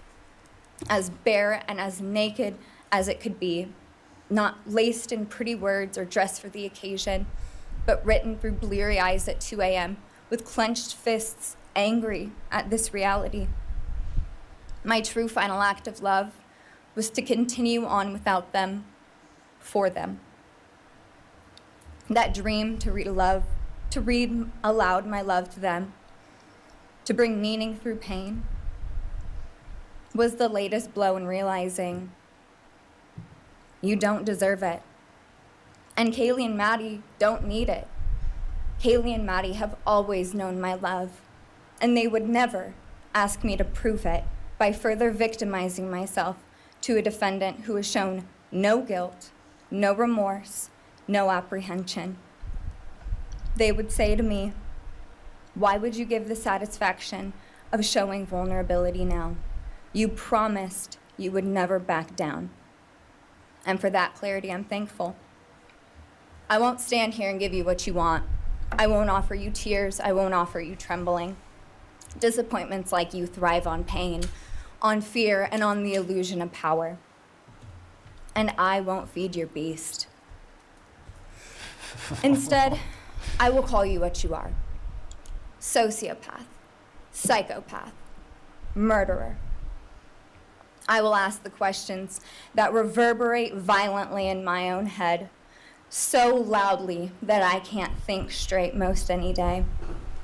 Some of these might be familiar, so sit up straight when I talk to you. Oh my gosh. How was your life right before you murdered my sisters? Did you prepare for the crime before leaving your apartment? Please detail what you were thinking and feeling at this time. Why did you choose my sisters? Before making your move, did you approach my sisters? Detail what you were thinking and feeling. Before leaving their home, is there anything else you did? How does it feel to know the only thing you failed more miserably at than being a murderer is trying to be a rapper? Did you recently start shaving or manually pulling out your eyebrows? Why November 13th? Did you truly think your Same day Amazon Donna was purchase was arrested. untraceable because you used a gift card? How do you find it enjoyable to stargaze with such a severe case of visual snow? Where is the murder weapon? The clothes you wore that night? What did you bring into the house with you? What was the second weapon you used on Kaylee? What were Kaylee's last words? Please describe in detail the level of anxiety you must have felt when you heard the Bearcat pull up to your family home on December 30th, 2022. Which do you regret more? Returning to the crime scene 5 hours later, or never, ever going back to Moscow, not even once, after stalking them there for months? If you were really smart, do you think you'd be here right now?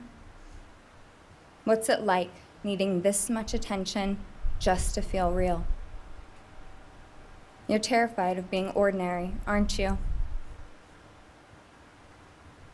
Do you feel anything at all? Or are you exactly what you always feared? Nothing. If you're so powerful, then why are you still hiding, defendant? You see, I'm here today as me. But who are you?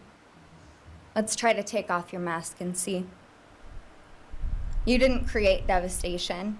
You revealed it in yourself. And that darkness you carry, that emptiness, you'll sit with it long after this is over. That is your sentence. And it was written on the wall long before you ever pled guilty. You didn't win. You just exposed yourself as the coward you are. You're a delusional, pathetic, hypochondriac loser who thought you were so much smarter than everybody else. Constantly scolding, turning your nose up to grammar mistakes, nitpicking and criticizing others. You wanted so badly to be different, to be special, to be better, to be deep, to be mysterious. You found yourself thinking you were better than everyone else, and you thought you could figure out the human psyche and see through it, all while tweaked out on heroin. Lurking in the shadows made you feel powerful because no one ever paid you any attention in the light. You thought you were exceptional, all because of a grade on a paper. You thought you were elite because your online IQ test from 2010 told you so. All of that effort just to seem important. It's desperate. There is a name for your condition, though. Your inflated ego just didn't allow you to see it. Wannabe. You act like no one could ever understand your mind, but the truth is you're basic. You're a textbook case of insecurity disguised as control. Your patterns are predictable. Your motives are shallow. You are not profound. You're pathetic. You aren't special or deep, not mysterious or exceptional. Don't ever get it twisted again. No one is scared of you today. No one is intimidated by you. No one is impressed by you. No one thinks that you are important. You orchestrated this like you thought you were God. Now look at you, begging a courtroom for scraps. You spent months preparing, and still all it took was my sister in a sheath. You work so hard to seem dangerous, but real control doesn't have to prove itself. The truth is, the scariest part about you is how painfully average you turned out to be. The truth is, you're as dumb as they come. Stupid, clumsy, slow, sloppy, weak, dirty. Let me be very clear. Don't ever try to convince yourself you mattered just because someone finally said your name out loud. I see through you. You want the truth? Here's the one you'll hate the most. If you hadn't attacked them in their sleep, in the middle of the night, like a pedophile, Kaylee would have kicked your fucking ass. Thank you. Thank you. Oh my gosh. Well, they clapped and God. That was bone chilling.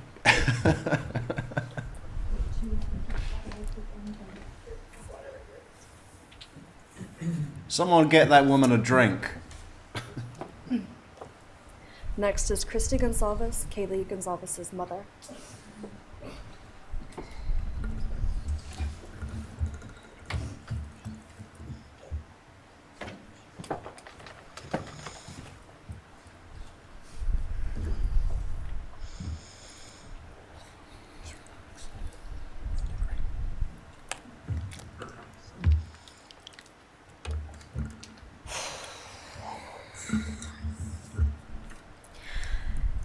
Thank you, Your Honor. I never imagined having to speak to someone so devoid of humanity. For a long time, I didn't think I'd find the words low enough to meet you where you are. But now I realize this isn't about you. It's about what you've done to me, and I need you to hear it. When you murdered my daughter, Kaylee Jade Gonzalez, you didn't just take her life, you shattered others. You attacked what you could never be, and in doing so, you left a trail of devastation far beyond that house. You stole my peace. You've altered my every waking moment, every sleepless night, the way I view the world, people, safety, trust. It's all been changed by your cruelty. I no longer recognize parts of myself. Joy is harder to find. Laughter feels foreign.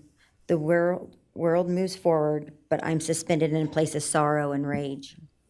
You've taken from me something that can never be restored. The grief sits with me every day, some days quietly, and other days so loud it drowns out everything else. The emotional toll you've inflicted on me is immeasurable. I live with a constant ache, with birthdays that are now memorials, with holidays that feel hollow, with empty chairs that scream louder than words ever could. I am forever changed. But for you, as a person working on a PhD in criminal justice, you really didn't think this one through. You're not that good.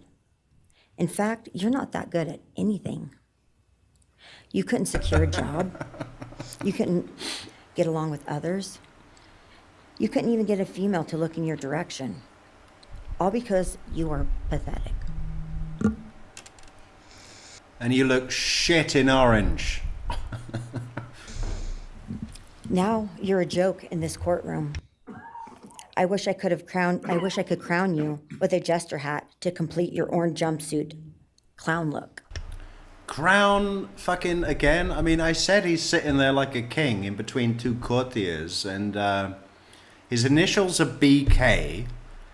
His name is Burger.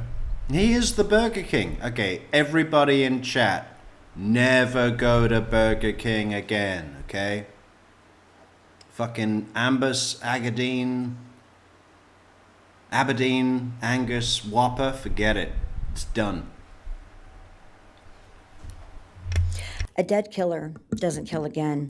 So while I'm disappointed the firing squad won't get to take their shots at you, I'm confident that the men in prison will have their way with you in more ways than one. You will finally get what you wanted, physical touch.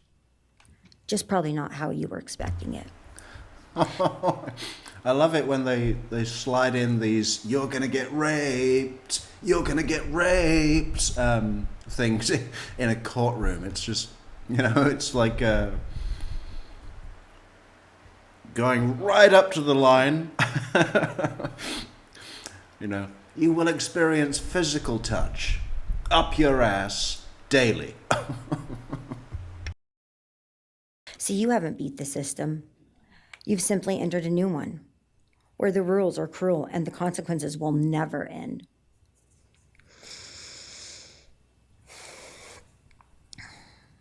You are entering a place where no one will care who you are and no one will ever respect you. You will be forgotten, discarded, used, and erased. You will always be remembered as a loser, an absolute failure. And when those prison doors slam shut behind you, I hope that sound echoes in your heart for the rest of your meaningless days. I hope it reminds you of what we all already know. You're nothing. May you continue to live your life in misery. You are officially the property of the state of Idaho, where your fellow inmates are anxiously awaiting your arrival. But it's okay, because they're there to help you. Hell will be waiting. Hell will be From our waiting. youngest daughter, Aubrey wanted to say, you may have received A's in high school and college, but you're going to be getting big D's in prison. Thank you.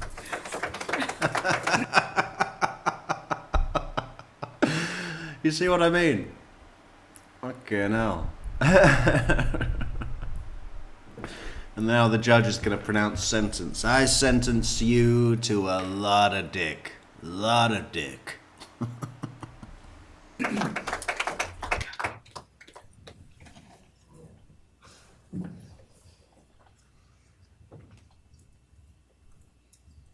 Do we have more from the Gonzalez family, or are you? Yes, next would be Shannon. The Consalvas family should have their own fucking TV show. Like, what could they do? Just talk. They're all good. They're all really good. Gray, the Gonsalves family attorney. He'll be reading statements from Kaylee Gonsalves' grandmothers. Morning, Your Honor. Shannon Gray, the attorney for the Gonsalves family. I actually have 3 statements, one from her aunt and 2 from her grandparents. This is from her aunt, Tammy Butts. You, in the cloak of darkness, made a decision to turn our whole family's world upside down forever. You, in the cloak of darkness, took our Kaylee J. Gonsalves away from us all without hesitation. Never have you shown any remorse or regret. We just get creepy, non-expressive stares as you have your team of women defend you. Kaylee was a strong, kind, fun-loving, caring person, and she will greatly be missed by all her family and friends for the rest of our lives.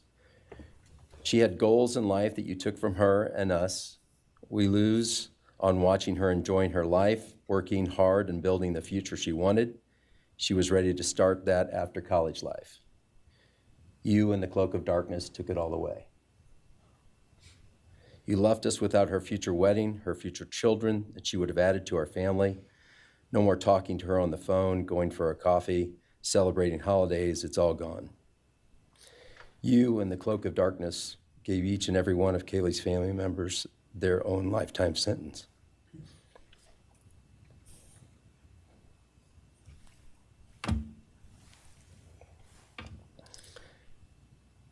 You, in the cloak of darkness, also took our Maddie Mae from all of us. She was so genuine, caring, polite. She was part of our family. You came in, harmed our children that were younger women than you in their own beds. You're nothing, you're a coward. It's not right that you have received life. I pray that you meet your end in the cloak of darkness, burn in hell. I have 2 other statements, Your Honor.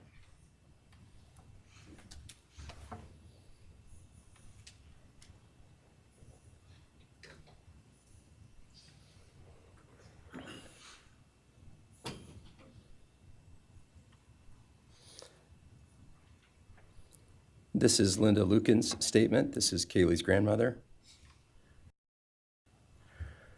I really don't know how to address something so inhumane, but I will try. Nothing in the past 2.5 years has made any sense. All I get is you cowardly went into a home at night, filled with what I'm sure you thought was all sleeping girls, and went on a vicious killing spree for no other reason but to appease your demonic urges. You took my granddaughter Kaylee from us, plus 3 other beautiful lives. You took my granddaughter Kaylee, beautiful, sweet-souled, doll-faced Kaylee, who was getting ready to start her amazing life, who had such a bright future, who was loved by so many, who you were so envious of. She had a life you could never have. You are so beyond human. You're definitely a demon from hell. I truly wish your punishment would be the same death you inflicted on our kids. But I think you will meet some new friends in prison who will be there just to help you. Thumbs up. Thumbs up what? And I have one last statement, Your Honor. This is from Cheryl Gonsalves, Kaylee's other grandmother. John 1:5 says, light shines in the darkness, and the darkness overcomes it not. Somewhere in your life, some jealousy, envy, ego, something went dark. It pushed out all light until you became dark and evil. And when you saw my granddaughter and her friends, their light, because they have such a light, you couldn't stand it. Because the darkness in you could not stand the light in them. And so you decided to destroy it. Cowardly, you walked into their rooms in the dark. The darkness in you could not stand the light in them, so you decided to destroy it. Wow. That's well put.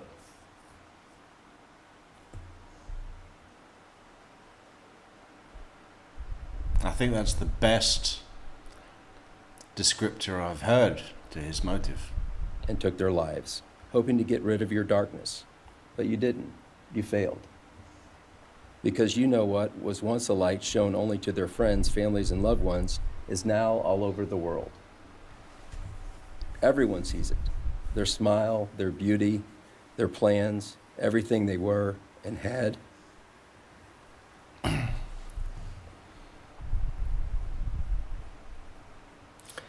And you think you put a close to it, even that, but you didn't. Because they still exist. They are still light. They are still beautiful. You can never take that away. They will always be in the light of all eternity. And you will be in the darkness because you could not overcome it. You failed. I want you to be gone, more than gone. I want you to be cast out. Cast out from my life, from my family, from this earth. I will not allow your hatred to penetrate into my own soul.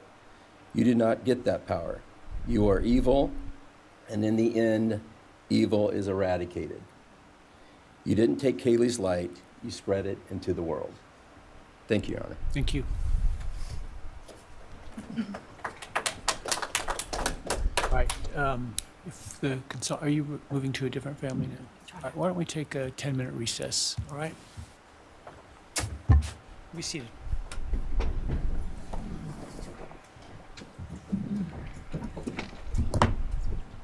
All right, Ms. Jennings. Thank you, Your Honor. The next family is the family of Xana Kernodle, and first would be Jasmine Kernodle, Xana's sister.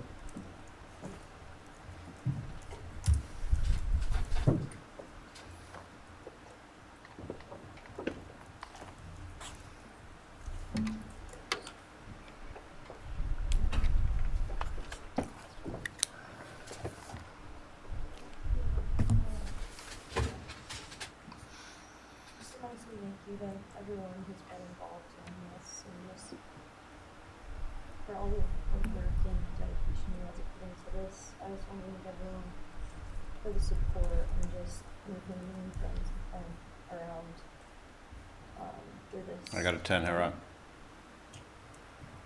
I went back and forth on whether to speak today because the truth is you don't deserve power over my feelings, my words, or me. Thank you. In the end, I realized this moment isn't about you. It's about justice for Xana, Ethan, Kaylee, and Maddie. It's about honoring the beautiful people they were and still are in God's eyes. On November 13th, 2022, a piece of my heart was ripped away. There's no way to ever fully describe the weight of losing my sister, my best friend. No sentence or punishment will ever come close to the justice Xana, Ethan, Kaylee, and Maddie deserve. Xana was everyone's best friend. She was kind, she was funny. She was a gift to each person she was able to make an impact on. Xana was someone I turned to when I needed direction or advice. Although I am her older sister, I often found myself looking up to her. She had a radiant energy that everyone loved, and she always knew the right way to approach a problem. She knew how precious and special life was, and she truly did live every day to the fullest. Yet her story was cut short by an act of evil. I believe in a God whose justice is not bound by this courtroom. I find peace knowing that judgment ultimately belongs to Him. For your sake, I hope one day you feel the full weight of what you did. I hope you take accountability. I hope you truly experience the guilt and you surrender yourself to Jesus Christ. because no punishment on this earth can ever compare to the isolation and pain of eternal separation from God. Xana deserved more. They all did. But I come here to say this. I am strong. I am brave. I'm a fighter, just like Xana. And you don't get to control how I move forward or what I believe. I walk with the comfort of knowing I will see my sister again. Xana didn't get the future she deserved. She won't be the maid of honor at my wedding, the cool aunt to my future children. I'll never hear her laugh or see her light up a room ever again. But I will carry her with me for the rest of my life. I will live in her honor, fight to be the best kind of woman and someone she's proud of, to make sure the world never forgets who she was. Xana's story doesn't end with what was taken from her. It lives through the love she gave, the people she touched, and the legacy our family will protect. Her light still shines, and her voice will echo louder than this pain. You didn't take that from us, and you never will. Thank you.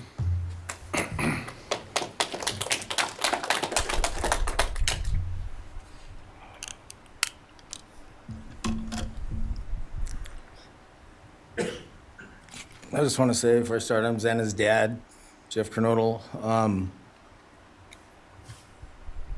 It's been a hard road down, you know, because she's gone. And yeah, it's been a hard road. I guess so, man. Yeah, I mean, that's an understatement. It's been a hard road, you know, day to day, living. Thank everybody, other their families that's speaking so far, spoke about things. I agree with everything they have to say. It all comes back to a lot of the same things that I've had to deal with and we as a family have had to deal with. And that brings me, you know, basis of what I'm talking about a little bit is on my way up here, flying up here in the plane and about halfway through the flight, this little girl is calling out for her dad. Hey, dad, and then in my mind, I was kind of half asleep. It's dark on the plane. I heard Xana calling out for me like she did, you know, back when she was little, 5 years old. And those times were hard. It was chaotic, but we always had something to work toward that was in a positive direction compared to right now, which is necessarily not as positive as that for sure.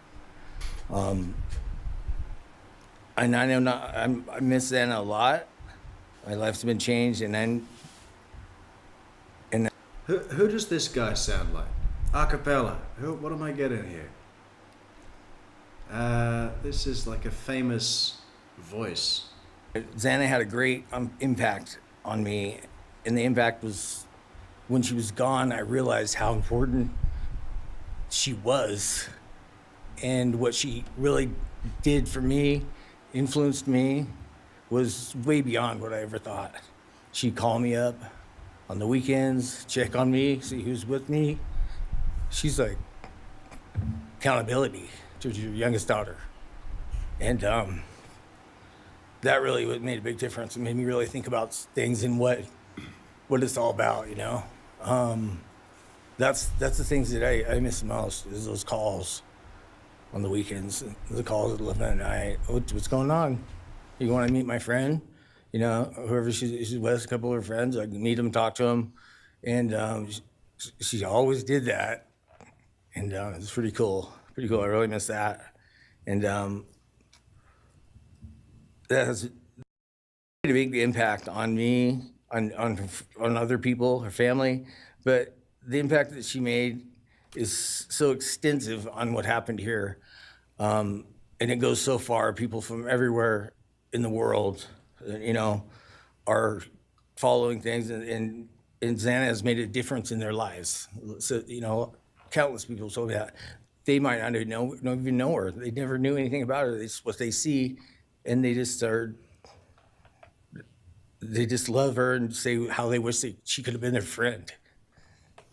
You know, could have been their friend, could have hung out, and it's like, this is a blessing, you know. This is who the kid was, and definitely was a big blessing in my life, and so is Jasmine, and basically, you know, we worked hard to do the things we did, that, you know, through the times they were growing up, and through those times, I realized that I wanted both of them to graduate college, and that'd be the ultimate thing for them to do to prepare for the world. Then it came back to me, Xana didn't get to finish college. He had it all figured out. And this all came back to me when I was there, and that little girl was on the plane doing that. It's like where I was going, what I was going here for. And then I just realized and thought to myself about the wonderful life that she had and we had together. And we, you know, I still get to have with Jasmine, but that's the part that really counted. It's the part that really counted, is those memories. And those are what I have left, the memories with her and the ones I can make with her and the life that I can go on with now, which is what she wants. And I say that in present tense because that's what she wants, because I've been told that, you know. I've been countless ways that she's out there and has a way to communicate, which I'm very grateful for.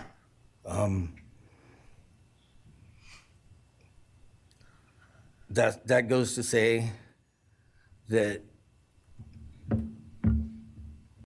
the impact of what happened to them, all 4 kids, goes so much further than just not me, the parents, the families, the community.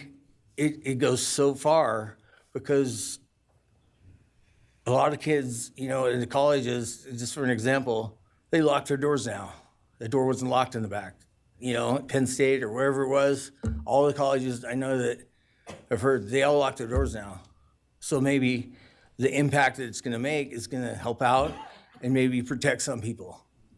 Having this outreach and having the influence of what these kids, what happened to these kids did, you know? All I know is I was 7 miles away when it happened, and she wasn't feeling that good. It was 11:30, and I almost went over to Susanna's to say, and I would have been sitting right there in that couch, and you had to deal with me. So they would have had a chance, and I regret that, and I regret not going, but the reason why I didn't. Oh, that would have been good, wouldn't it? That would have been good. It's because Susanna said, don't be drinking and driving. You got the rental car, don't be drinking and driving, you know, the week before that. So she was, she would have been mad at me to do that. But I really wish I would have drunk and drove, you know, because they would have had a chance, all 4 of them. At this point, I just have to go on. We're gonna go on with everything and make things better in my life, because that's what it's all about. Or you could wish that you weren't drunk. I mean, you know, that might be better. Have closure in things, and the part that we miss is Santa, her influence, her smile, the things that she did, and we have the memories left, the great memories, and she just wants us to make more memories and not be sad or upset or shocked or taken for that, you know, and that's what we're gonna do. We just have to. That's all I got. Thank you for your words and your courage, and bless your family.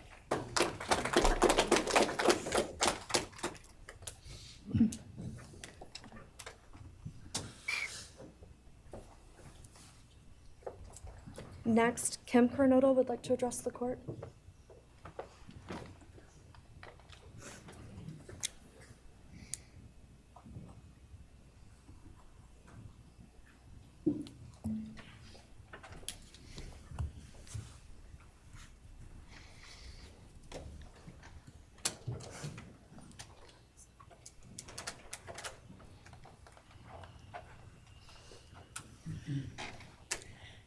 Thank you, Your Honor. My name is Kim Kernodle. I am Xana's aunt. I was very blessed to have her in my life, in our family. And I thought I had everything in my head, what I wanted to say, but it kind of went out. And I'm always looking for the positive thing, because evil, hate, can destroy people. And that's what it started doing with our family. It created anger with our family members. And then I had to look, because Xana was everything that the media, her friends said. She was that fun, loving, high-spirited, beautiful person. And I no longer get to get my nails done with her, have lunch with her.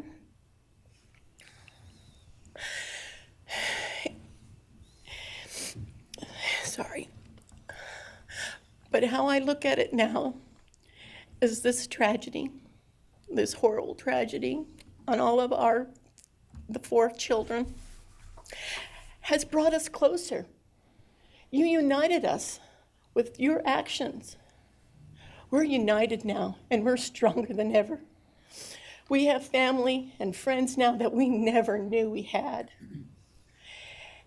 And, you know, this is probably going to bother everybody, but Bryan, I'm here today to tell you I have forgiven you, because I no longer could live with that hate in my heart.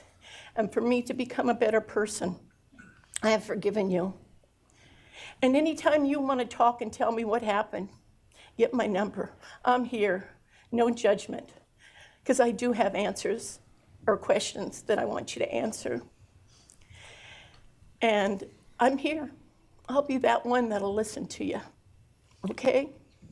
Wow. Thank you, Your Honor. Thank you very much. My name is Stratton Kernodle, and I'm Xana's uncle, Jeff's brother. Sitting here today listening to the stories and feelings and feeling the pain from everybody is a pretty powerful thing. It's each time a statement was read, it sort of would tug into my center core. I felt everybody's anguish.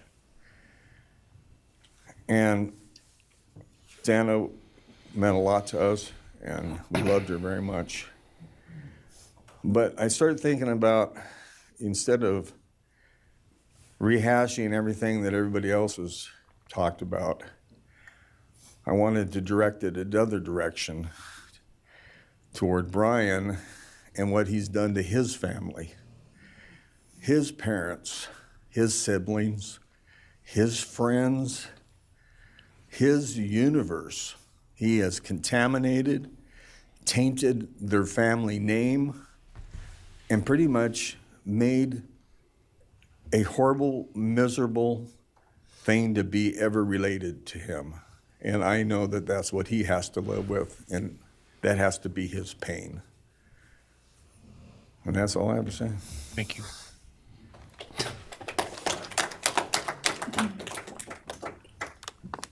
Next, Your Honor, I believe Randy Davis, stepfather to Xana Kernodle, would like. Look at that quality mullet, man. Yeah, the back of his head was off screen when he was at the podium. But that's like, you know, a 1989 wrestler. Excellent. He should have been in the house. He could have body slammed him. To address the court.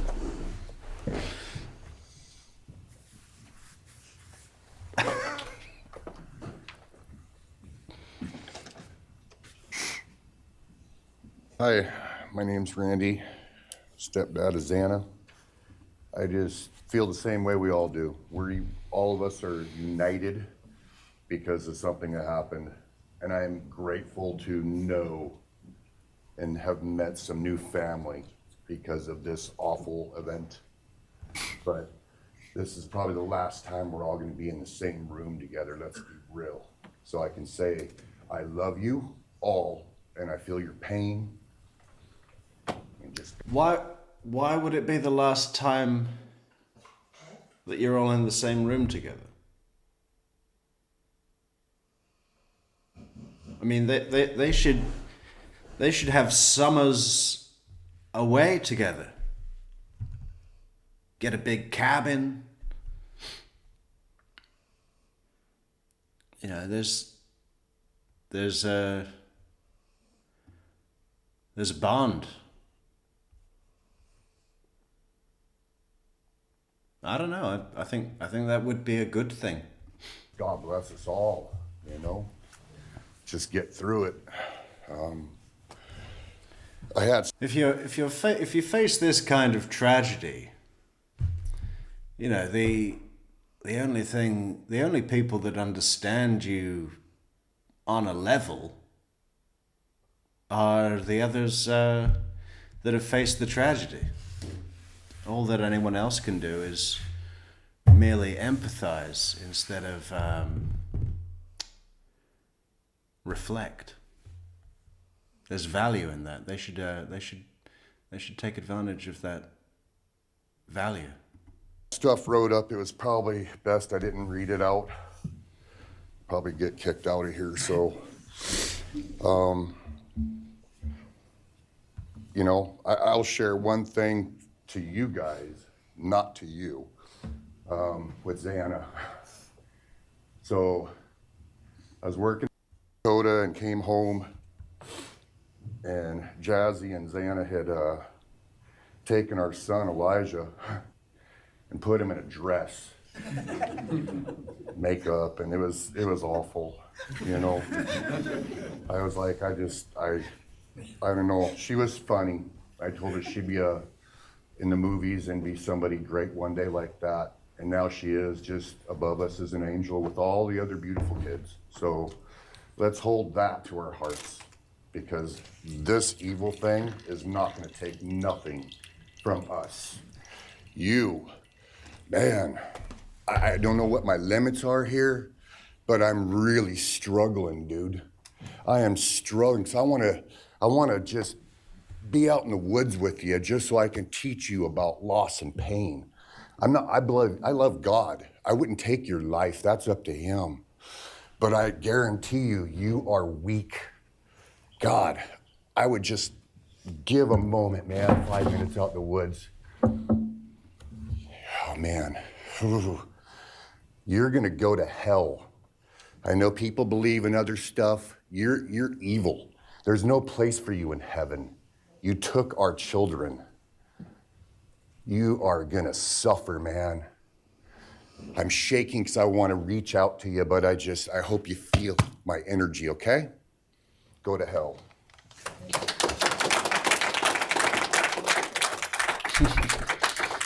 I love the gorilla chest pound. That's always a winner.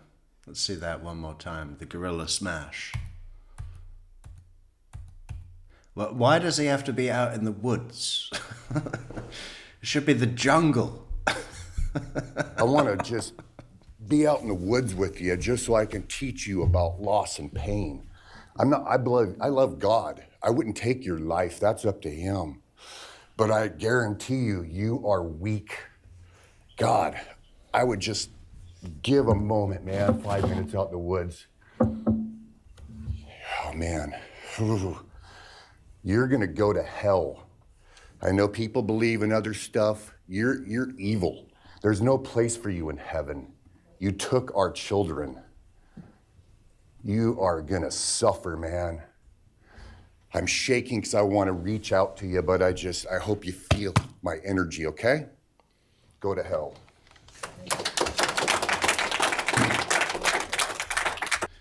It's Zazu. He's channeling Zazu.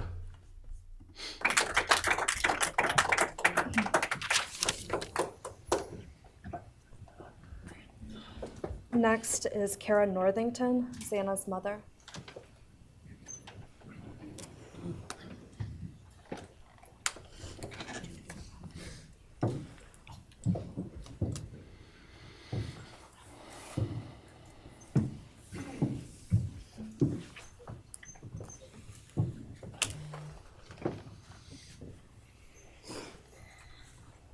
I'm Kara Northington. I am Xana Kernodle's mother. This letter is to you, really, but it's for my daughter, who was murdered by you. Today I stand before you, the man who is responsible for murdering my beautiful daughter, Xana Kernodle. My daughter was beautiful both inside and out. She possessed love for those around her and had a light so bright it will live on forever in our hearts. She brought joy and laughter to her friends, her family, and anyone in her presence. Our Lord and Savior, Jesus Christ, now has her in his loving arms in heaven, where she can never be harmed ever again for eternity. Because of her, I came to know my Lord and Savior, Jesus Christ. Because of her, many will come to Christ. It is Christ who lives in me that has given me the strength to forgive you. It was of no power of my own. In return, the Lord has filled me with joy, hope, and peace that surpasses all understanding. Jesus has allowed me to forgive you for murdering my daughter without you even being sorry or asking for this. This is only possible because he who lives in me is greater than any evil in this world. For God hath not given us the spirit of fear, but of power and of love and of a sound mind. I do not fear you or even let you rent space in my head anymore. This forgiveness has released me from any and all evil you have inflicted on me and my family. It has allowed me to let our Lord deal with you.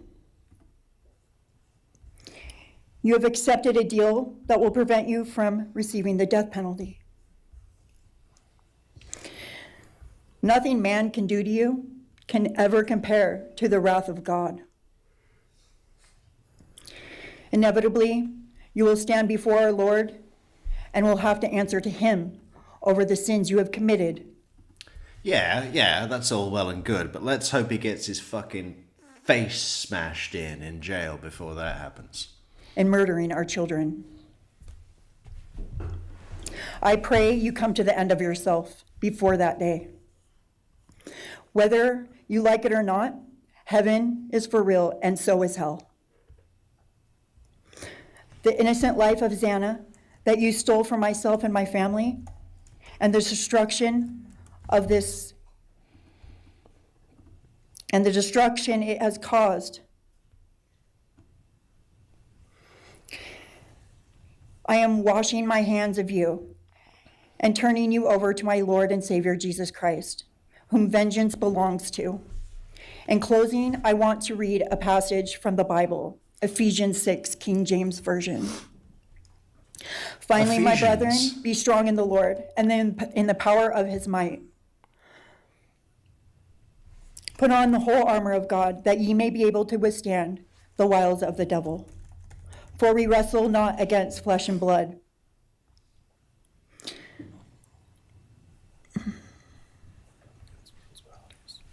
For we wrestle not against flesh and blood, but against principalities, against powers, against the rulers of the darkness of this world, against spiritual wickedness in high... Hang on, I want to get the whole Bible verse here from Ephesians. In the Lord, and then I am washing my hands of you and turning you over to my Lord and Savior, Jesus Christ, whom vengeance belongs to. In closing, I want to read a... Vengeance belongs to Jesus? She should read Ezekiel 25:17. That will be good.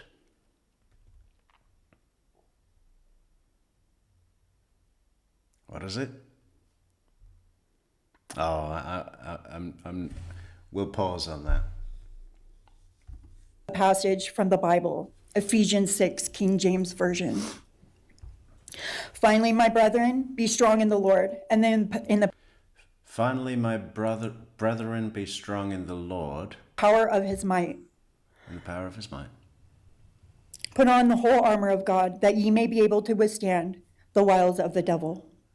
For we wrestle not against flesh and blood.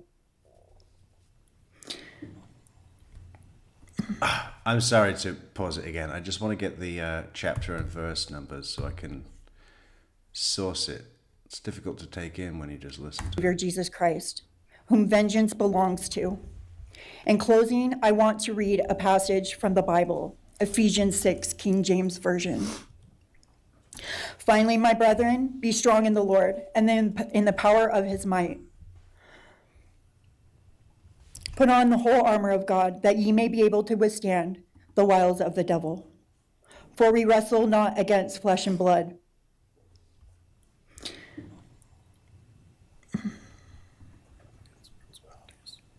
For we wrestle not against flesh and blood, but against principalities, against powers, against the rulers of the darkness of this world, against spiritual wickedness in high places. Wherefore, take unto you the whole armor of God, that ye may be able to withstand in the evil day, that ye may be able to stand in the evil day.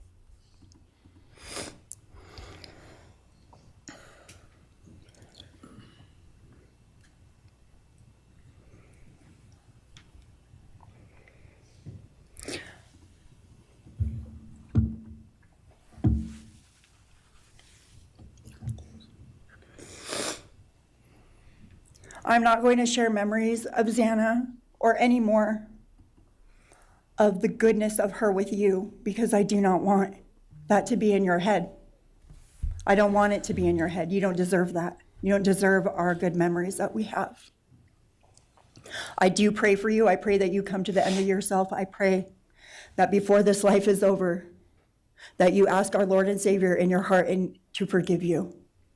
I do pray for that. But after today, I wash my hands of you, and you are no longer a thing. Thank you. Thank you. We're just going to pause on the Kohberger video, and I wanted to just show a brief minute clip from a victim impact statement from a case out of Oregon that was particularly impactful. I think you'll enjoy it. Let's imagine that this next guy is addressing Kohberger.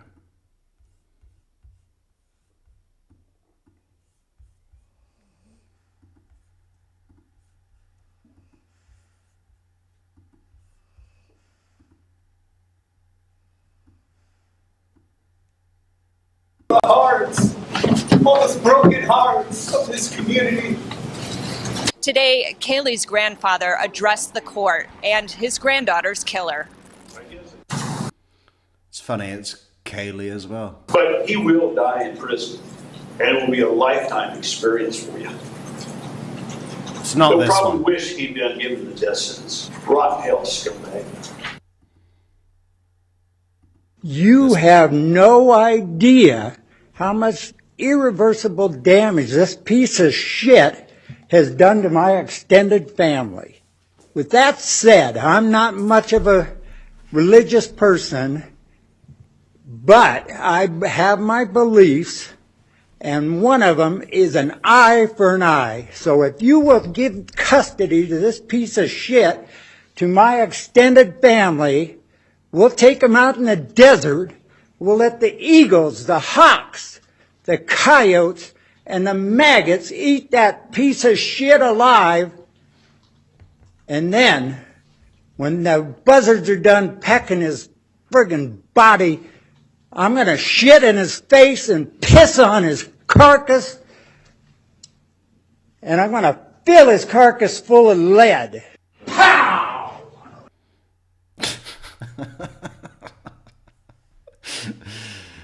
Whoa. Yeah, let loose, man.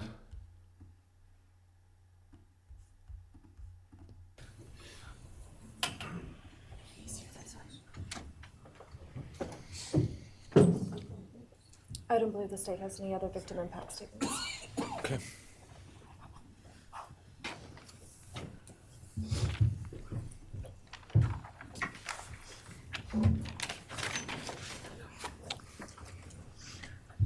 Right, state can argue.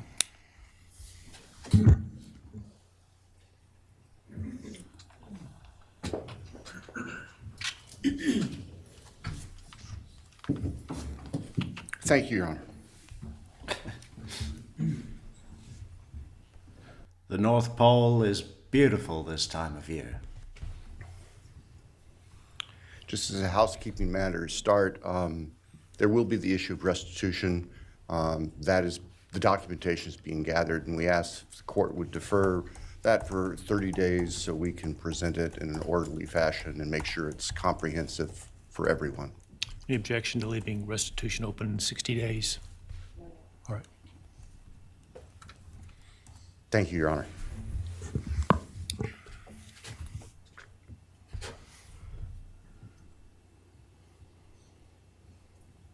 I think it's necessary and appropriate to share for everyone here, including the court, the background that brings us in front of Your Honor today for these proceedings.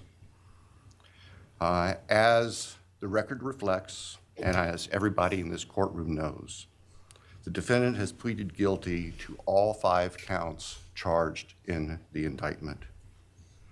Under oath before Your Honor, he has admitted that the charges against him are true. He has reassured the court that he has not been coerced or threatened to make those admissions. And Your Honor did an extraordinary job in taking the pleas back on July 2nd. We appreciate the court's discipline and insight. The defendant has also waived appeal on the multitude of rulings from this court and Your Honor's predecessor in Latah County on dozens, literally dozens of motions seeking to dismiss the case, seeking to control or limit evidence, seeking to offer evidence that would not be appropriate. And we appreciate the court's consistent rulings based on the law, based on the facts. As Your Honor will recall, on June 18th, it's just really not that long ago, we appeared before this court for arguments on what became the defendant's final motions to this court. Motion where they wanted to offer evidence suggesting that other people were responsible for the defendant's actions, and the motion seeking essentially an indefinite continuance of the trial. It was readily apparent to all of us in the courtroom from Your Honor's comments that those motions were not going to be granted. So we returned to Moscow and continued with what we had been working on for months in preparation for trial. We had no qualms about going to trial if trial was what was necessary and appropriate. The following week, after we were in court, we were approached by the defense with an inquiry about a possible plea. And I can tell the court this is the first suggestion ever that there was any consideration, because indeed, the defense had maintained from the beginning that Mr. Kohberger, the defendant, was factually innocent.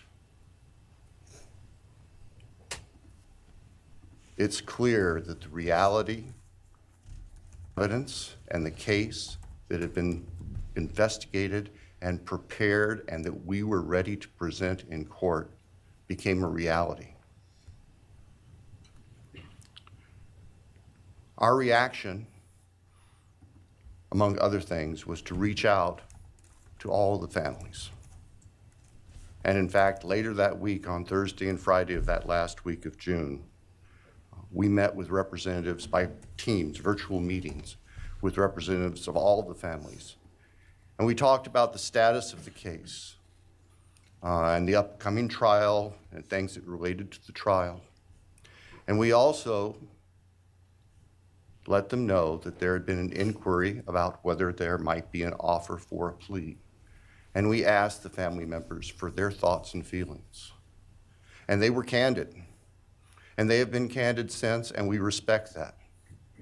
And we understand, recognize, and acknowledge that there was a difference of opinion among representatives of the different families. We understand that.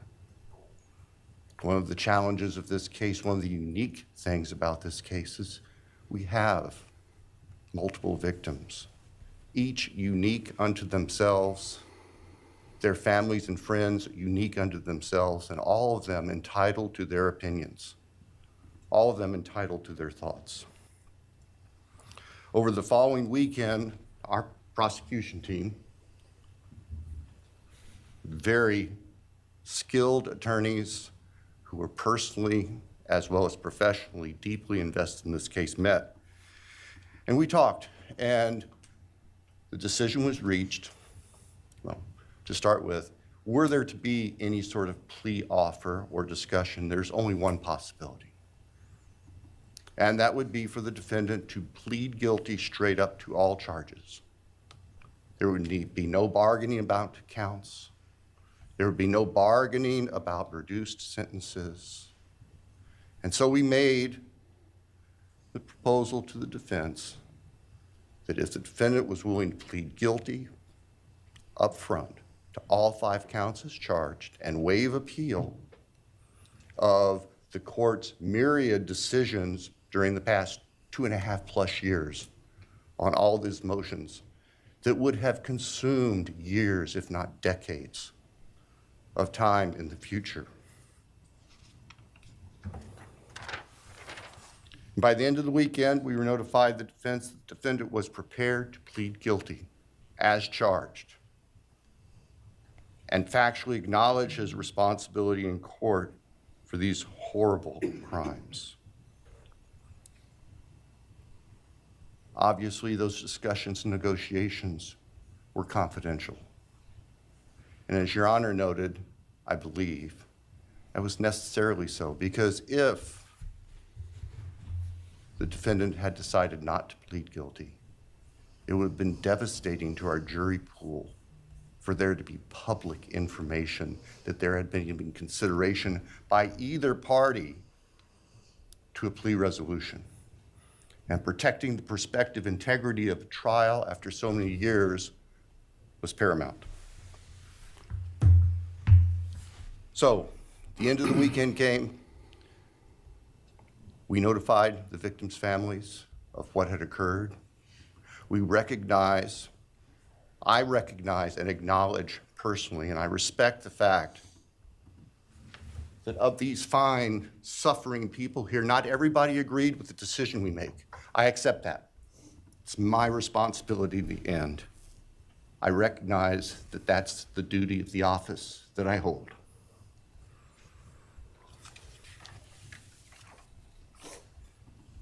So now,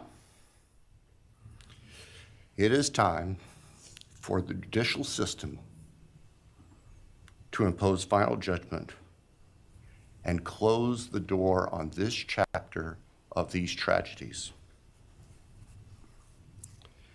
As the court is aware, by the agreement of the parties, it is the state's prayer.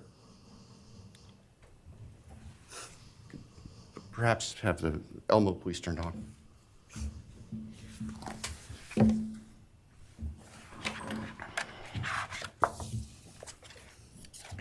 Thank you. That on count 1, the felony burglary, that the court sentenced the defendant to the maximum period of 10 years fixed in the custody of the Idaho Department of Correction. Then on count 2,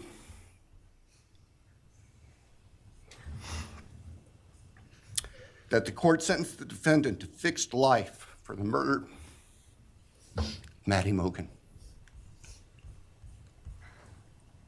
On count 3, that the court sentenced the defendant to fixed life for the murder of Kaylee Gonzalez. On count 4, that the court sentenced the defendant to fixed life for the murder of Xana Kernodle. On count 5, that the court sentenced the defendant to fixed life for the murder of Ethan Chapin. And the state further prays that these sentences be ordered to run consecutively, back to back, not at the same time, to recognize and respect the unique individuality of each of these beautiful young people whose lives were taken brutally and for no reason. Yeah, no reason.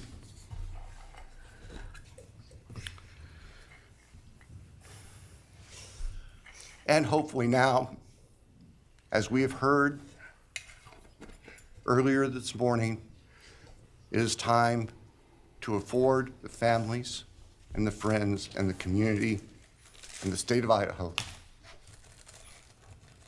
and the nation and the world to move forward. We can't undo, and we can never undo, the horror of what occurred on the early morning hours of November 13th, 2022 at 1122 King Street in Moscow, Idaho. For a long time, the presiding district judge in Latah County was John Stegner, who eventually became a member and a justice of the Idaho Supreme Court. And Justice Stegner often observed that even God cannot change the past.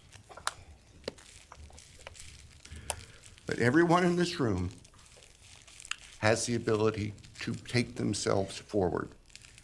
And we want the judicial system to afford them the opportunity today to do that. From today forward, our memories should be focused on these innocent victims whose lives were taken, on their families, on their friends, on the community. The court has heard discussion, talk today, reminiscences today about a special family that our victims shared, not just their natural, legal, and biological families, not just their university family within their sororities, for example.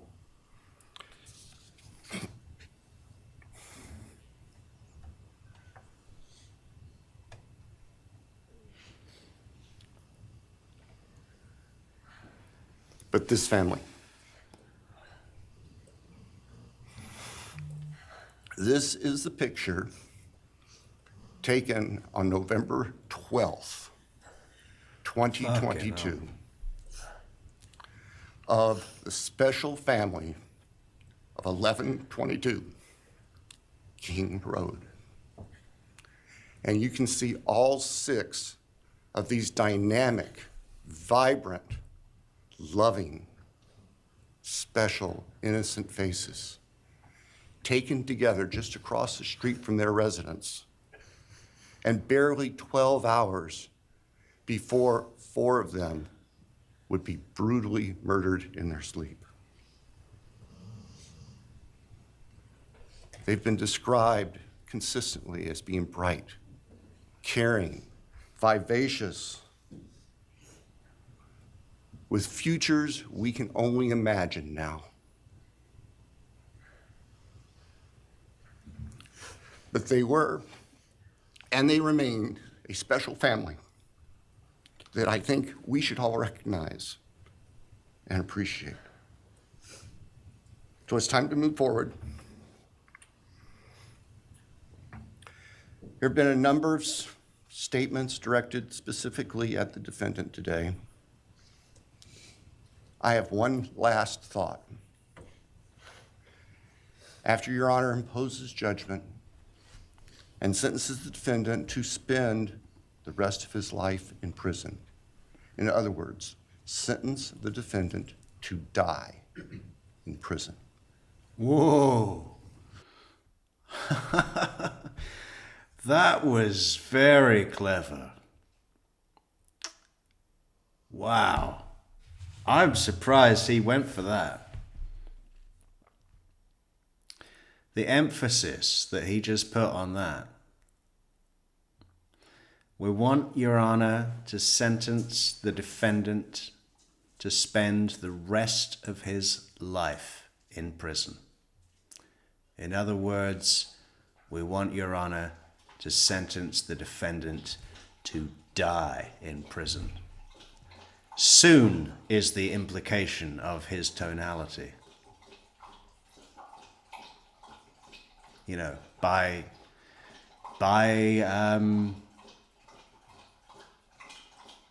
homicidal violence. There's no doubt about it. That's what his emphasis was. But no dick jokes, so... Wow.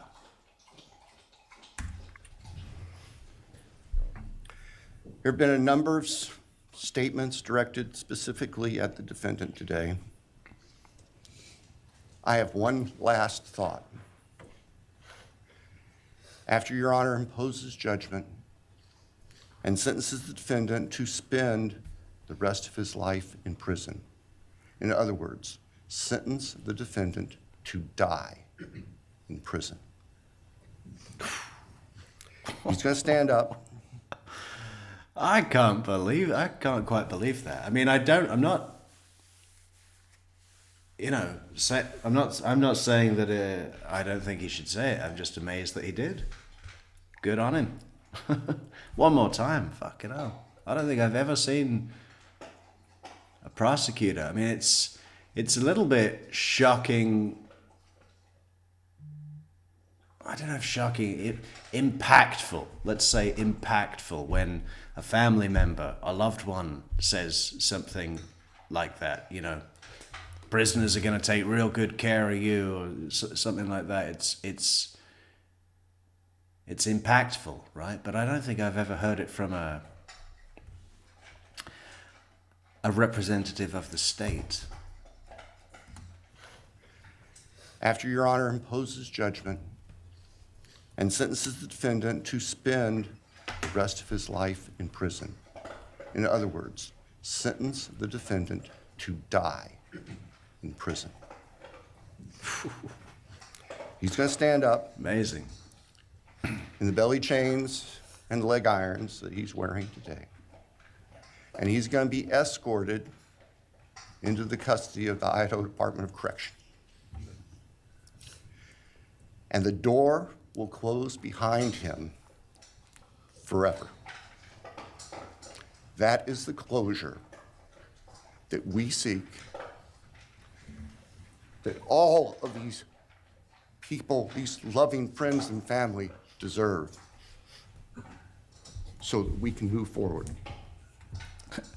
Imagine if the judge said, well, life with the opportunity for parole in 20 years. the entire gallery would just go and fucking, tear him apart limb from limb. Thank you, Your Honor. Thank you.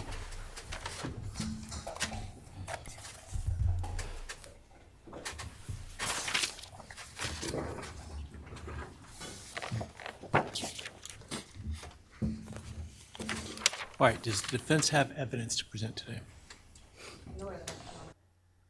Heard what from Rashbaum? I mean, You mean the only way you're getting out of jail is in a box? I mean, that's totally different. You know, all that was doing was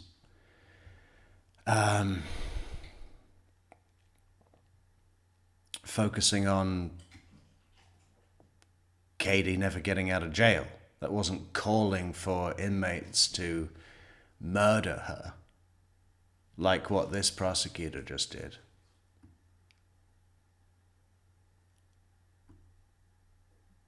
Yeah. All right. Ms. Fentz, wish to make argument today. Runner, we do not wish to make arguments. Mr. Kohberger, along with his legal team, is prepared for the court to enter judgment. All right, Mr. Kohberger, you have an opportunity to make a statement if you wish to. I take it you are declining. I respectfully decline. Well. Oh, that, yeah.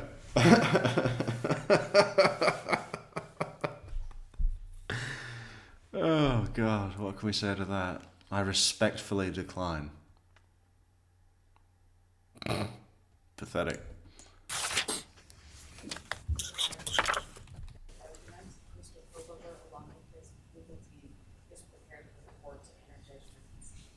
All right, Mr. Kohberger, you have an opportunity to make a statement if you wish to. I take it you are declining. I respectfully decline. Well.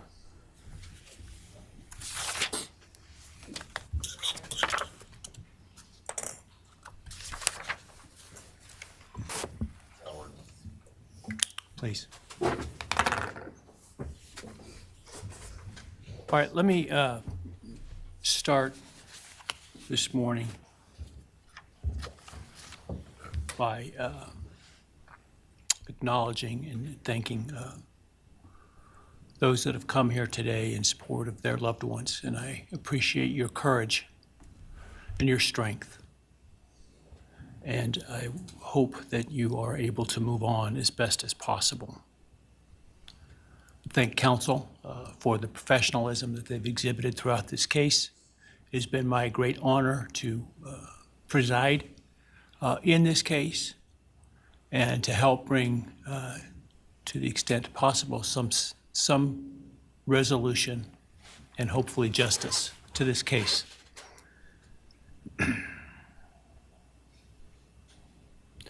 During the quiet morning hours of November 13, 2022, a faceless coward breached the tranquility of 6 beautiful young people and senselessly slaughtered them, 4 of them. Who committed this unspeakable evil was unknown for several weeks, but due to the killer's incompetence and outstanding police work by numerous local, state, and federal law enforcement agencies, the person that slithered through that sliding glass door at 1122 King Road now stands before the world and this court unmasked. This unfathomable and senseless act of evil has caused immeasurable pain and loss.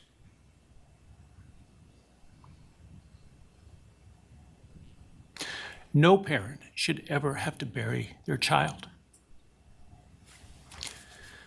This is the greatest tragedy that can be inflicted upon a person. Parents who took their children to college in a truck filled with moving boxes had to bring them home in hearses lined with coffins. The loss this killer inflicted was not just the death of these people's children, siblings, grandchildren, as we've heard today. It has ripped a hole in their soul, destroying a special part of their very essence. Any person who is a parent defines themselves foremost as such.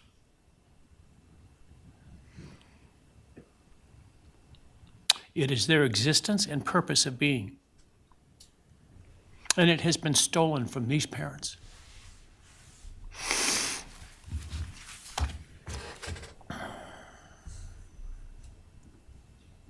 None of us have experienced the loss these victims have in the unspeakable way that they have.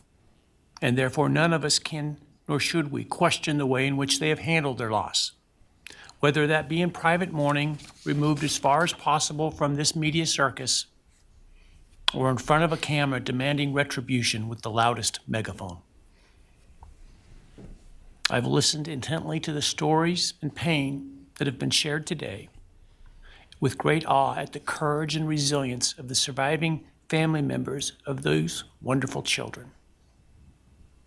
I've listened also to the surviving roommates, both in person and through their friends. And I can't think of how, frankly, courageous they have been despite the hell that they have faced by uncaring people who have come up with all kinds of crazy theories about two kids simply being kids. The parents, siblings, and other family members who have spoken today are designated as victims in our legal system. But going forward, I hope that they can shed that label, as it gives too much power to the evil that condemned them to that role. They are and should be known as survivors, fighters, and foremost as witnesses to the tremendous lives of value and unbounded promise of these four young people. But those speaking today and those who did not speak, but who carry the same burden, this same loss, now carry forward the memories of these now perpetually young people, these forever children. These survivors carry the responsibility of ensuring that the voices of these children, Maddie, Kaylee, Xana, and Ethan, are never forgotten, and the positive impacts that they have had on so many lives are never minimized, and that the love they shared, the light that they shined onto others, is forever celebrated.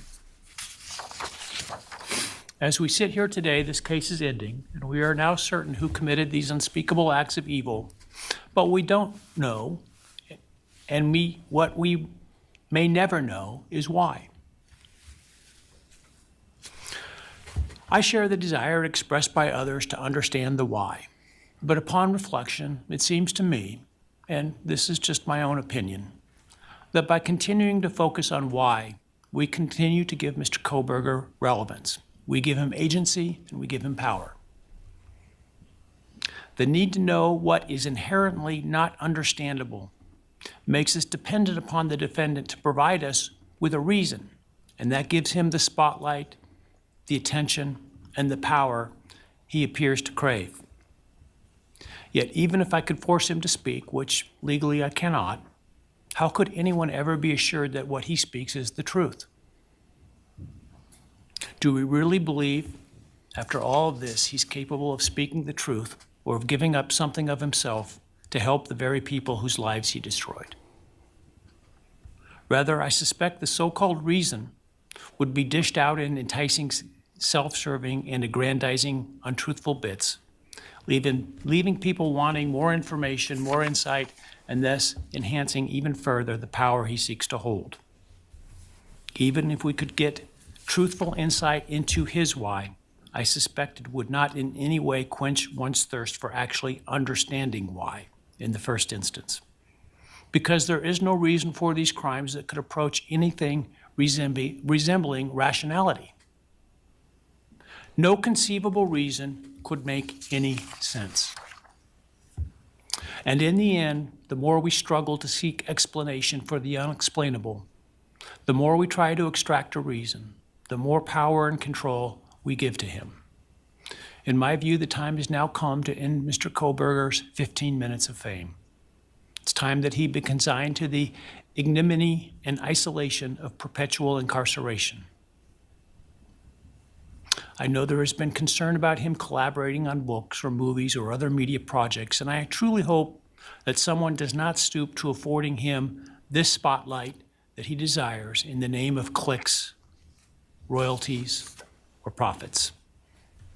While criminal behavioralists should study him away from the spotlight in an attempt to prevent other would-be killers from acting on their worst impulses, there should be no need for that to spill over into the public eye.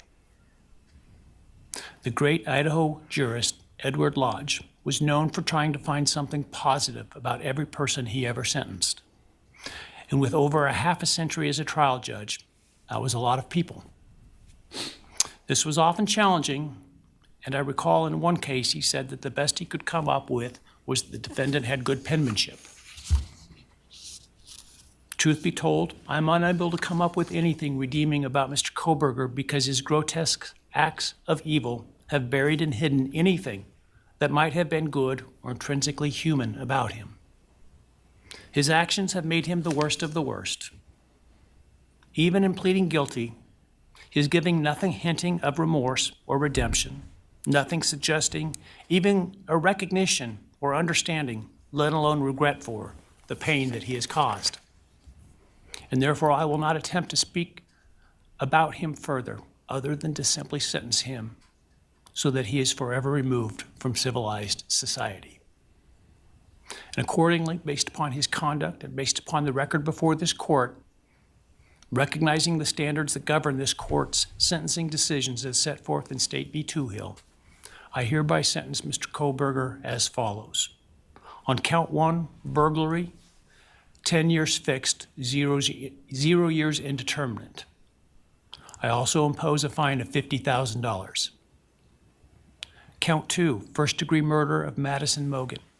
I sentence the defendant to a fixed term of life imprisonment without the possibility of parole, a fine of $50,000, and a civil penalty of $5,000 payable to the family of the victim. On count 3, for first-degree murder of Kaylee Gonzalez, I sentence the defendant to a fixed term of life imprisonment without the possibility of parole, a fine of $50,000, and a civil penalty of $5,000 payable to the victim of the family, or to the family of the victim, pardon me. On count 4, for the first-degree murder of Xana Kernodle, I sentence the defendant to a fixed term of life imprisonment without the possibility of parole, a fine of $50,000, and a civil penalty of $5,000 payable to the family of the victim. On count 5, for the first-degree murder of Ethan Chapin, I sentence the defendant to a fixed term of life imprisonment without the possibility of parole, a fine of $50,000, and a civil penalty of $5,000 payable to the family of the victim. The sentences on counts 1, 2, 3, 4, and 5 shall run consecutively to one another. Restitution will be left open for 60 days. Defendant will be required to submit a DNA sample and a right thumbprint impression to the Department of Corrections and comply. So that's what, $275,000? I mean, how many license plates do you have to make to produce that? With the DNA Database Act, I remand the defendant to the custody of the Idaho State Board of Corrections for to be imprisoned in an appropriate facility in execution of the sentence where he will remain until he dies. Though you have waived your right to appeal, you do have a right to file a notice of appeal, and any such appeal must be filed within 42 days of the date of the written judgment, which will be entered shortly hereafter. Though the appeal, you should be aware, may be deemed a violation of the plea agreement, and so I certainly suggest you discuss that with counsel if that is... Yeah, that'll be good. That'll be good.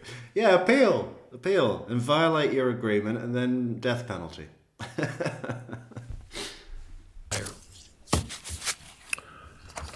I ask the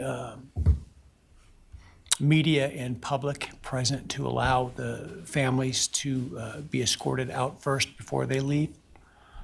Again, thank you to everyone for your stories today. I am strengthened by them, and I am encouraged by your humanity and strength, and God bless you. We're adjourned.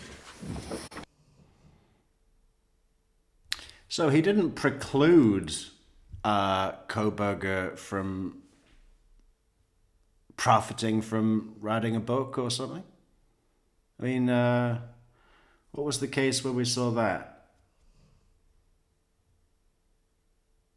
Chris Watts, I think, they said you can't make any books or movies or something. Yeah, I think it happens quite frequently. I've seen it around a few times. Let's have a look at the press conference of the Gonsalves.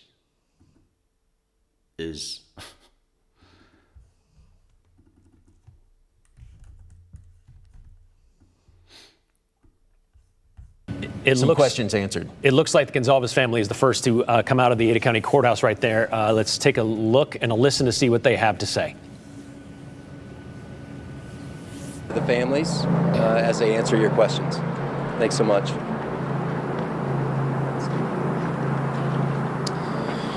Well, it's almost been 3 years, and today's the end of a long, hard-fought battle.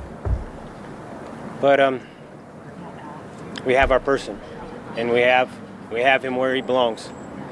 So for that, we are thankful for all the men and women that put the work together, put this case together, and once it's part of the court system, it was a little ugly, but we got that conviction, and we're glad to be moving on.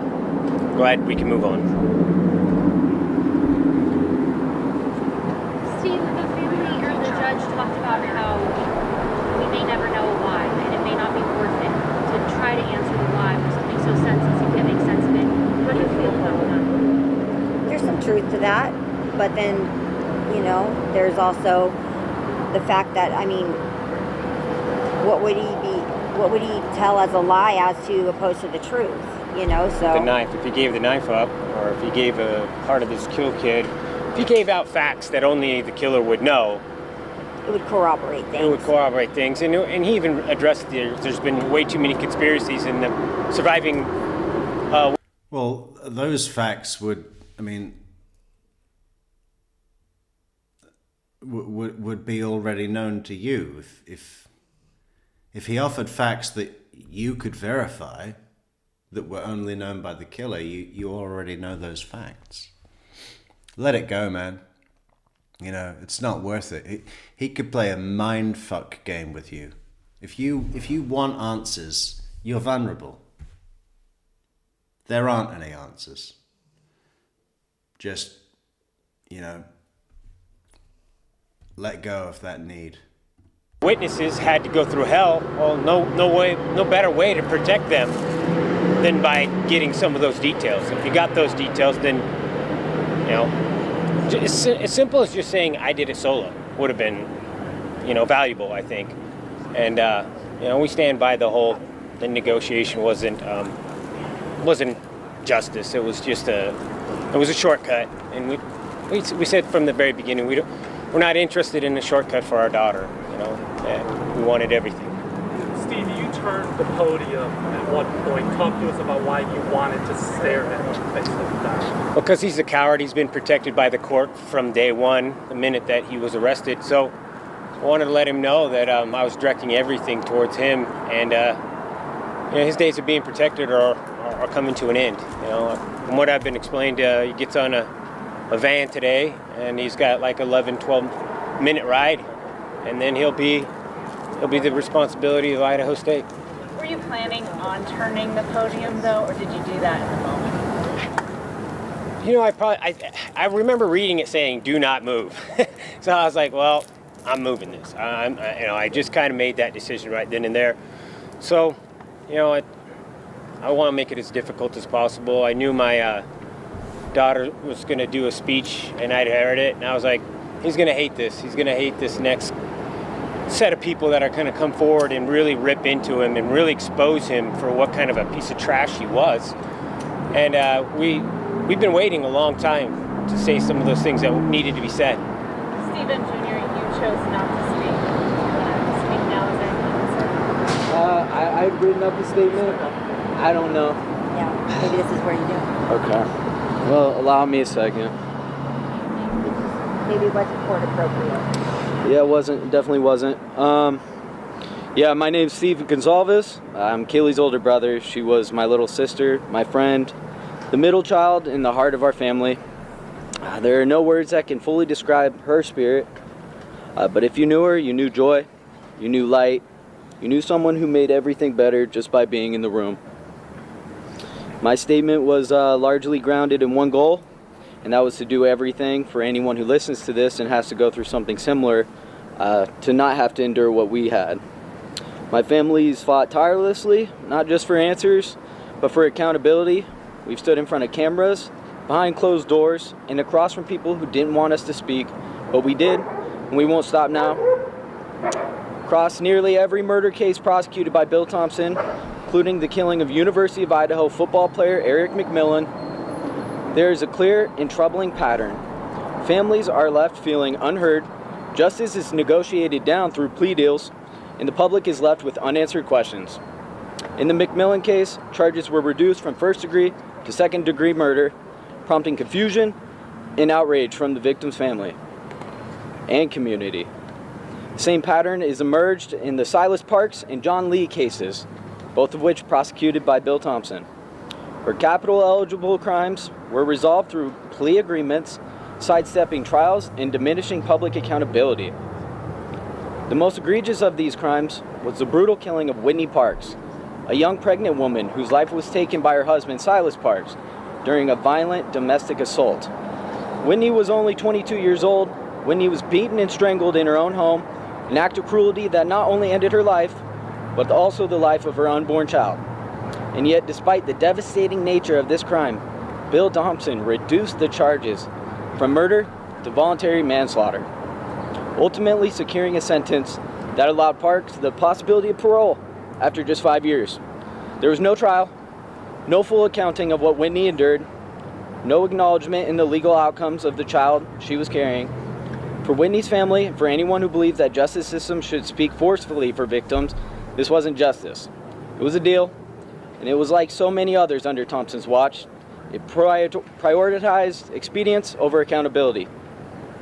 Now, almost predictably, we find ourselves reliving that pattern in the current case. Despite the magnitude and brutality of the crime, the prosecution chose to accept a plea deal behind closed doors, without trial, without ever consulting our family in any meaningful way. In fact, we learned from the plea deal that had been finalized from an email from the prosecution team. Not in person, not with warning, not with respect. That moment underscored what we feared all along, and that this case was following the same well-worn path toward expedience over justice. Sentencing once again fails to reflect the severity of the act, and the emotional fallout has landed again on the shoulders of the victims' families, who have been left out, unheard, and grieving not just a horrific loss, but a system that continues to bypass them. The through line is undeniable. Whether it's 2004 or 2025, this prosecutional, is that a word? Sorry. Prosecutional approach has consistently abandoned the very approach it is, or the very people it is supposed to protect. The trend you'll notice from Thompson's prosecuted crimes are the following: plea bargains avoiding capital punishment, charge reductions, sentences that misalign with the gravity of the crime, lack of trial due to plea bargains. These aren't just failures in process, they're failures that have real consequences for real people. After reviewing Bill Thompson's history, it's clear our family was never given a fair chance at justice. But this isn't just about a prosecutor's record. It's about Kaylee. It's about my sister. She's not just one of the Idaho 4. She was a daughter, a sister, a best friend, and the light in every room she walked into. When the prosecution followed the same path we've seen before, closed doors, limited input, and a plea deal handed down without our voice, it became painfully clear that Kaylee was being treated just like another case. But she wasn't. She was everything to us. And our pain has only deepened, knowing that the system didn't fight for her the way she deserved. I'll leave everyone with this. There's 1,000 things I wish I could say to Kaylee, but today I'll just say this. I will always carry her with me for the rest of my life, and I will never stop being her brother. Steve, thank you. Now that the gag order is lifted, is there anything that you've learned over the last 2.5 years from the investigators or the prosecutors that you can share with us now that you can speak about? Well, I think it was kind of interesting that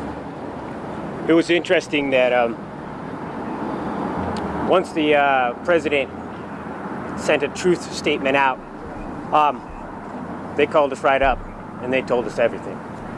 So I don't know what was holding them back before, but we spent about 3 hours close to 3 hours with the lead detectives, and yeah, we found because our main thing was we didn't want to have victims advocate statements that had lies and misquotes and misinformation in it. So I appreciate the president, putting a little bit of pressure on there, and it seemed to work. Up until that time, they told us they were not going to tell us, and we were going to have to just wait for for the things to be unsealed. But yeah, it was horrific what Kaylee went through. Wow. Yeah. Look at that. I thought he was just talking to a couple of reporters. There's a whole mess of reporters. And I don't want to protect this guy, but I won't give out all the details. I'll be general. But yeah, she was stabbed over 30 plus times, and she was struck, and there was quite a bit of damage to her face. So this guy's just an absolute monster. Anyone who thinks that he's otherwise, I just looked at pure demons out there. When I was looking at him, we had a stare down, and he's just filled with demons. He's dark pits of eyes, and there's something seriously wrong with that man. Steve, why was it important for you to look him directly in the eyes? And what did you see as you spoke to him during that period? I looked him straight in the eyes, and I just seen black holes and just anger at me. He was telling me with his face that he fucking hated me. He absolutely fucking hated me. And why did you want to speak to him directly that way? It's the most personal one. Like, Yeah, look at me yeah, in my eye. yeah. You took my daughter's life. Look at me. Yeah, Did your family get something today that it needed? Was this? Yeah, 100%. It's a little early to actually even answer that for myself. I think that kind of stuff needs to set in and sink in, and you regret maybe saying some things, or you wish that you would have said things. So I think right now we're just kind of in the mix of the tornado and the real feelings. As the spotlight then fades, what do you want the public to remember? Our main thing is hopefully this could be a template for another family that, you can use the media as much as they're using you. You can use it to keep people accountable, keep people honest, keep the court system, treating you with a little bit of respect. And I think that's what we did. And the more that you get active, I think the more chance that you're going to get that justice in the end. I think you really got to try to make your kids stand out, or whoever you're trying to protect, you make them real. Get on the internet and talk to people. Before you go, and I know you want to go, I want to ask, Olivia today was spectacular. But Olivia asked the question, what was the other weapon you used on my sister? So despite this meeting you had with the prosecutors, there still sounds like there's something we don't know there. Can you explain that to us? No, we do know that another weapon was used on Kaylee. So we don't know what that weapon was, but they didn't recover it. Along with the knife wasn't recovered, but Kaylee was not just stabbed. There was other things that happened to Kaylee. Talk about that a little bit. The conversation we had with the prosecution was about healing more than anything. It was about giving the victims' families answers. And they may share some of that information at a later date, but today is not the day for that. Today is about the sentencing. It's about putting the defendant in prison for the rest of his life. So there may be more details to come about that, but that conversation that they had was about the healing process and finding some answers that they had. And so we may share at a later date, but today is not the day, okay? Thank you guys for being available. Thanks. Shannon.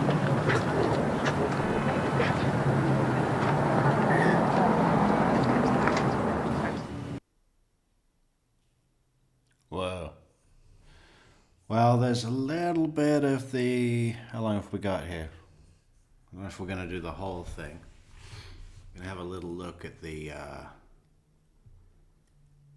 police and the prosecutor's press conference.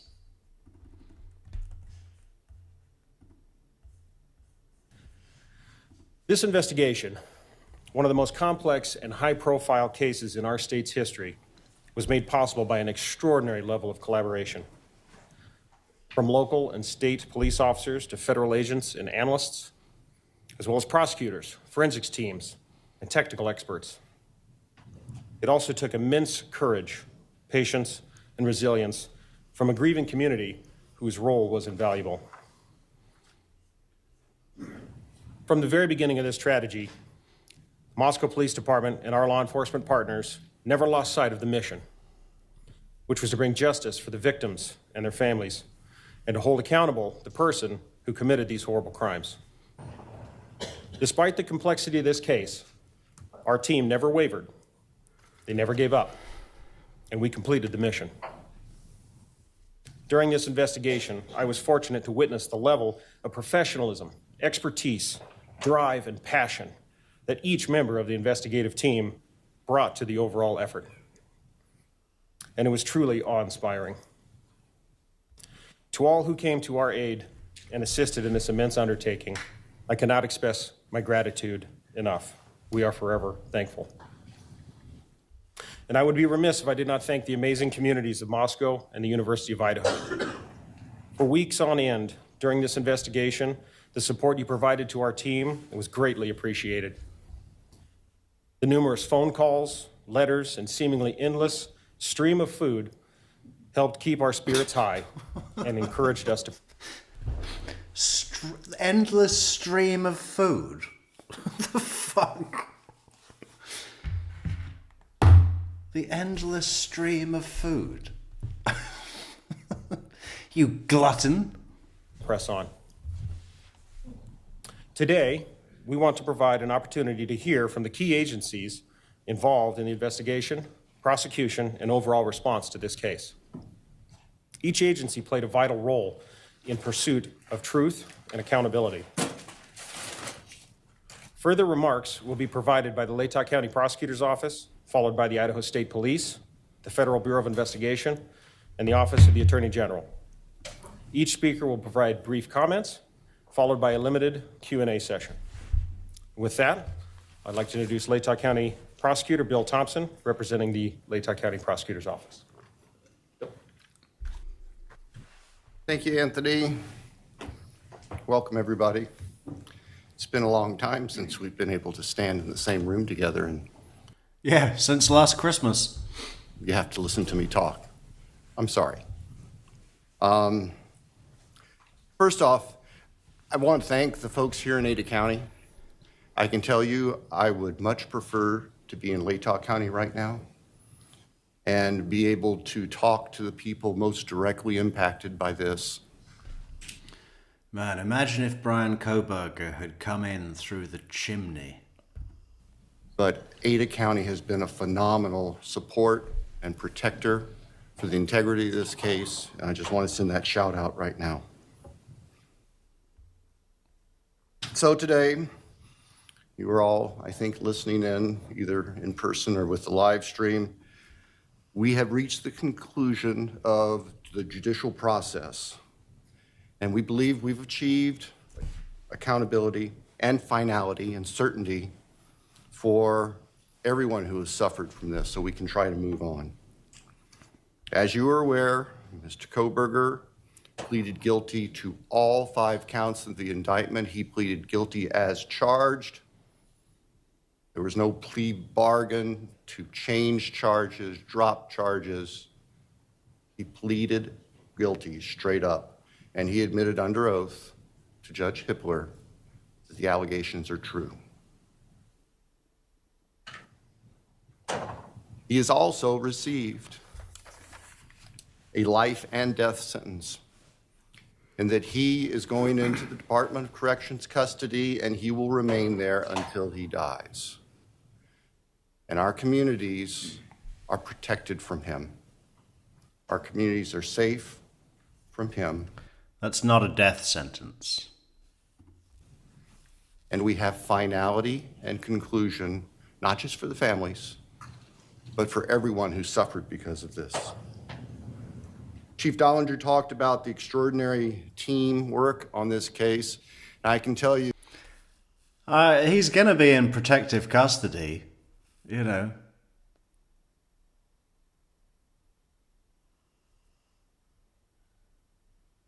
But there will come a time. There will come a time. And he probably won't be killed straight away. They'll pour boiling water on him. They'll whack up his head with a padlock in a sock. A few stab wounds. You know, we've got all that to look forward to. That Ashley Jennings, my senior deputy, and I, we were with the investigators from day one. We worked as a team beyond any team that I've seen in my almost 33 years as a Latah County prosecutor and 45 years as an attorney in Idaho. This level of collaboration is indescribely phenomenal. And in this room, we have representatives of the FBI, and you'll hear, of course, Special Agent Grover. We have representatives from the Idaho State Police. We have representatives from the Moscow Police Department. We have representatives from the Office of the Idaho Attorney General. I can tell you, I will be forever grateful for the assistance that Jeff Nye, the head of the criminal division, and his deputy attorneys general, Ingrid Maddie, standing beside him, offer to us. I don't know that we would have been able to reach the conclusion that we have today as successfully without their brilliant and dedicated work. And they too have lived this case from the get-go.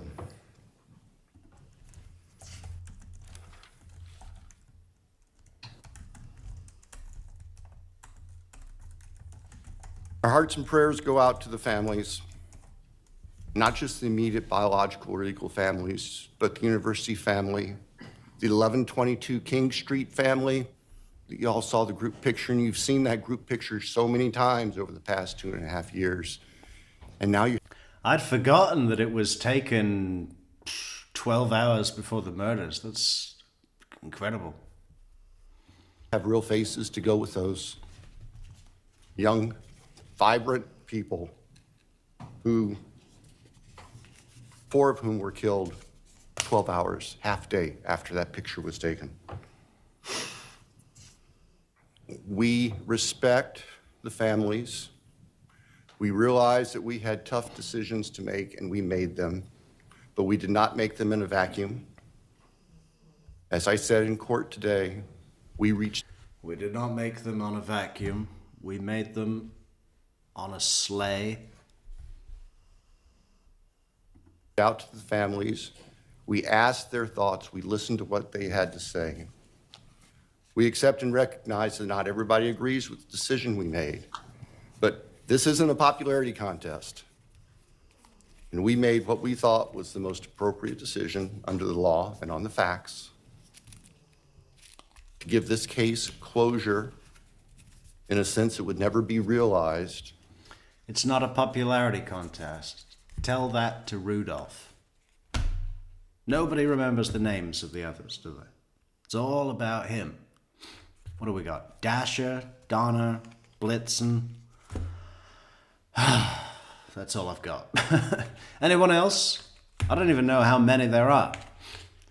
Dasher, Donna, Blitzen, Rudolph. That's 4. I think it's 8 reindeers total, right? So, what are the others? Talk about popularity contests. It's that red nose of his. Everyone loves that. Otherwise. Judge Hipler talked today about, I guess, the fallacy of expecting that there would be some miraculous coming clean and disclosure from the defendant. In the first instance, as the judge said, he doesn't have the power to compel that. Okay. Prancer, Dancer, Dasher, Vixen, Comet, Cupid, Rudolph, Blitzen, Donna. Thank you, Christina. Which ones did you miss? Prancer and Vixen. That we, the state, don't have the power to compel that. And as a practical matter, It would not be helpful. It would give him a forum to share whatever he thought, to control the dialogue.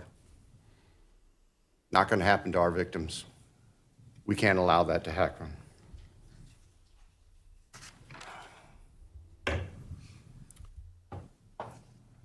So,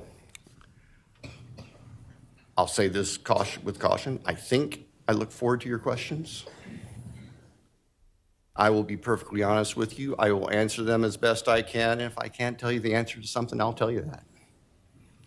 And I ask for your assistance and your respect as we walk through that, because there are still people who are suffering, and I'm not going to victimize families. I'm not going to victimize the deceased again. And I'll just tell you that if we get those sorts of questions.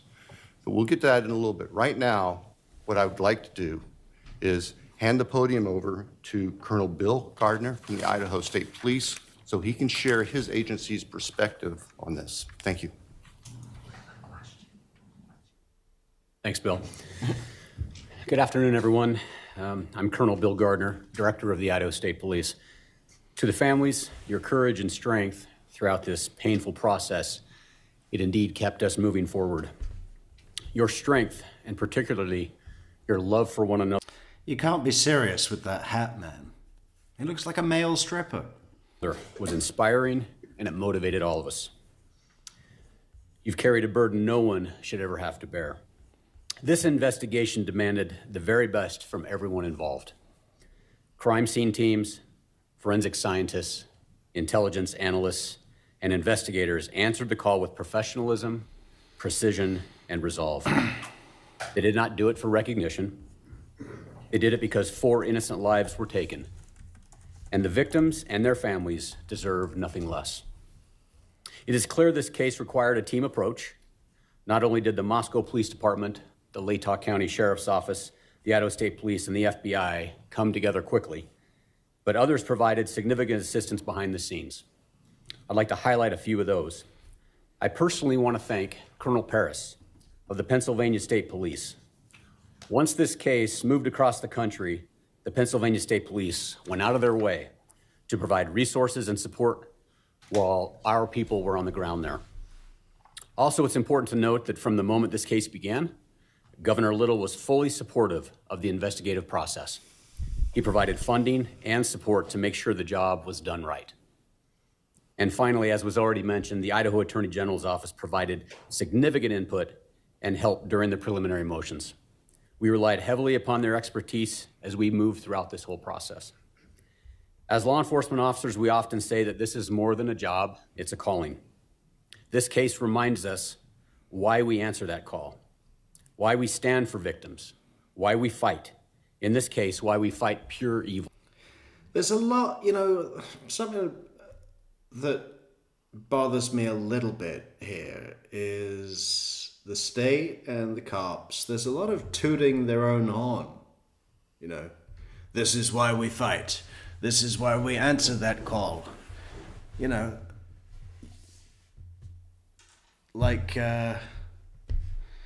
need to play your own drums so loud. And why we keep going, even when the road is long and answers are hard to find. In this horrific case, I am proud of the work that was done and the people who carried it out. They exemplify the very best of our profession and help to bring closure to 4 families. I'll now turn the podium over to Salt Lake City FBI Field Office Supervisory Senior Resident Agent, Brett Grover.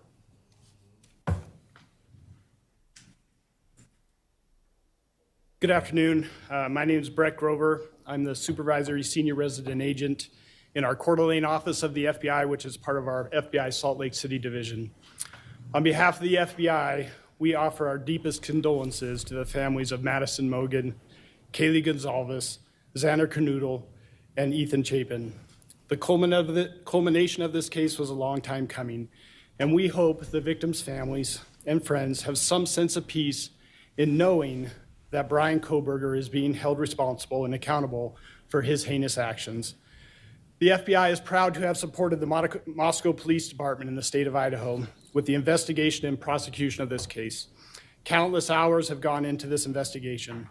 The FBI dedicated significant resources to include digital and forensic analysis, intelligence support from our folks at FBI headquarters and field offices around the country, and victim services which continue to this day.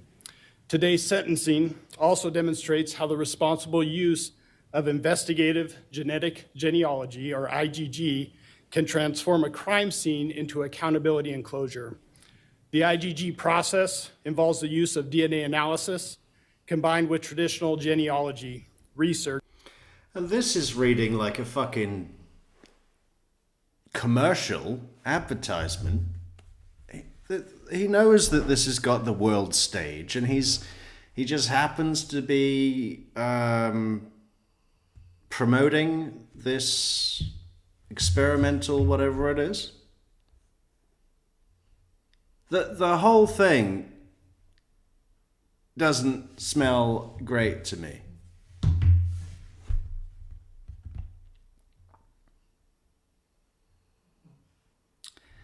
They're tooting their own horn, and this guy sounds like he's about to make a sales pitch to an enormous audience.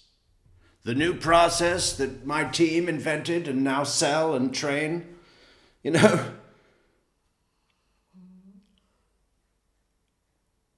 We translated a crime scene into culpability with our new process. Experimental genealogy examination, whatever it was. What was it? Let's see it again. Does this read like a sales pitch to you? Department in the state of Idaho with the investigation and prosecution of this case. Countless hours have gone into this investigation.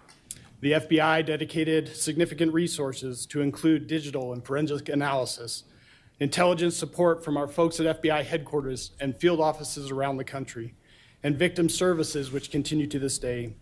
Today's sentencing also demonstrates how the responsible use of investigative genetic genealogy, or IgG, can transform a crime scene into accountability and closure.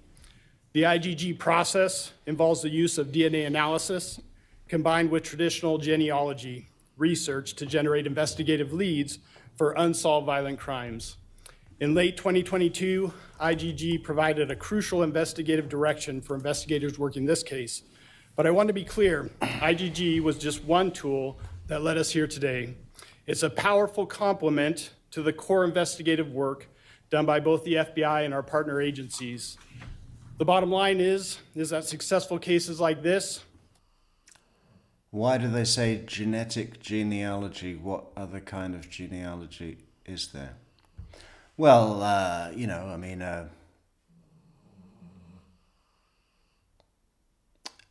a paper document of someone's family tree would be a piece of genealogy, wouldn't it? Without necessarily actually containing biological genetic material. So I guess that's the distinction. Are about strong partnerships and a shared goal. The goal of keeping our communities safe and providing a measure of justice for the families of our victims. Thank you. I'll now turn the time over to the Attorney General for the state of Idaho. Good afternoon, Right. I'm Raul Labra. Right. I haven't seen this. This is first time watch, right? This is the Governor General. So I don't suppose he'll be selling a product or an experimental genetic. That's how we turned a crime scene into culpability with our new process. We can train your department for a fee. But what's this guy going to do? Something inappropriate. Why break the mold? And straighten your tie out, man. You're on TV. I'm the Attorney General of the state of Idaho. Today's a heavy day for the families who lost their children, for the community of Moscow, and for the entire state of Idaho. Christina feels like we're at an MLM and a multi-level marketing convention. Yeah, right. Oh, we've got to do that Travis video. I want to do a breakdown of the Travis video. Not so much about the crime or the terrible death he endured, but just about the presentation of a multi-level marketing concept. This training. This what do they call it? Systems training, right? You're gonna get a nugget. You're gonna get a nugget of knowledge. Nuggets of knowledge, and there was nothing. There was no nugget at all. With the sentencing today, a painful chapter closes in one of the darkest and most heartbreaking moments in our state's history. We're here because 4 young lives were stolen from us far too soon. They were full of promise. They had dreams and aspirations, people who loved them, and communities that believed in them. Their loss is immeasurable. Their absence is felt every day, not only by their families, but by classmates, friends, neighbors, and all of us who came to know their names and their stories. There is no sentence that can bring true justice for this kind of evil. Nothing we do today can undo the heartache or fill the empty chairs at family tables. But I know this guy is reading, okay, but does he have to sound like he's reading? Nothing we do today can fill the chairs or empty tables. He's the Governor General or whatever. I mean, can't, you know, if he read what he is reading now 3 times before coming to tell it to the news media, he could do it fluidly. Wouldn't that be a good thing for the people listening and for his own image? You know, if he spent less time on the tanning bed and more time practicing his speech. You know, you live in Idaho, man. We know that tan's not real. How many bottles is that? You know, do you ever let that dry first before you put on a second coat, or what? You know? Maybe he couldn't read because his fingers were too sticky from all the tanning oil. Couldn't pick up the paper. Every time he picked up the speech to read, the pages just stuck to his hands. But today's sentencing ensures one thing, that the perpetrator will never again walk free. In fact, he will never harm another family. Let's just break his legs. Break his fucking legs. You know, I mean, would it be so bad?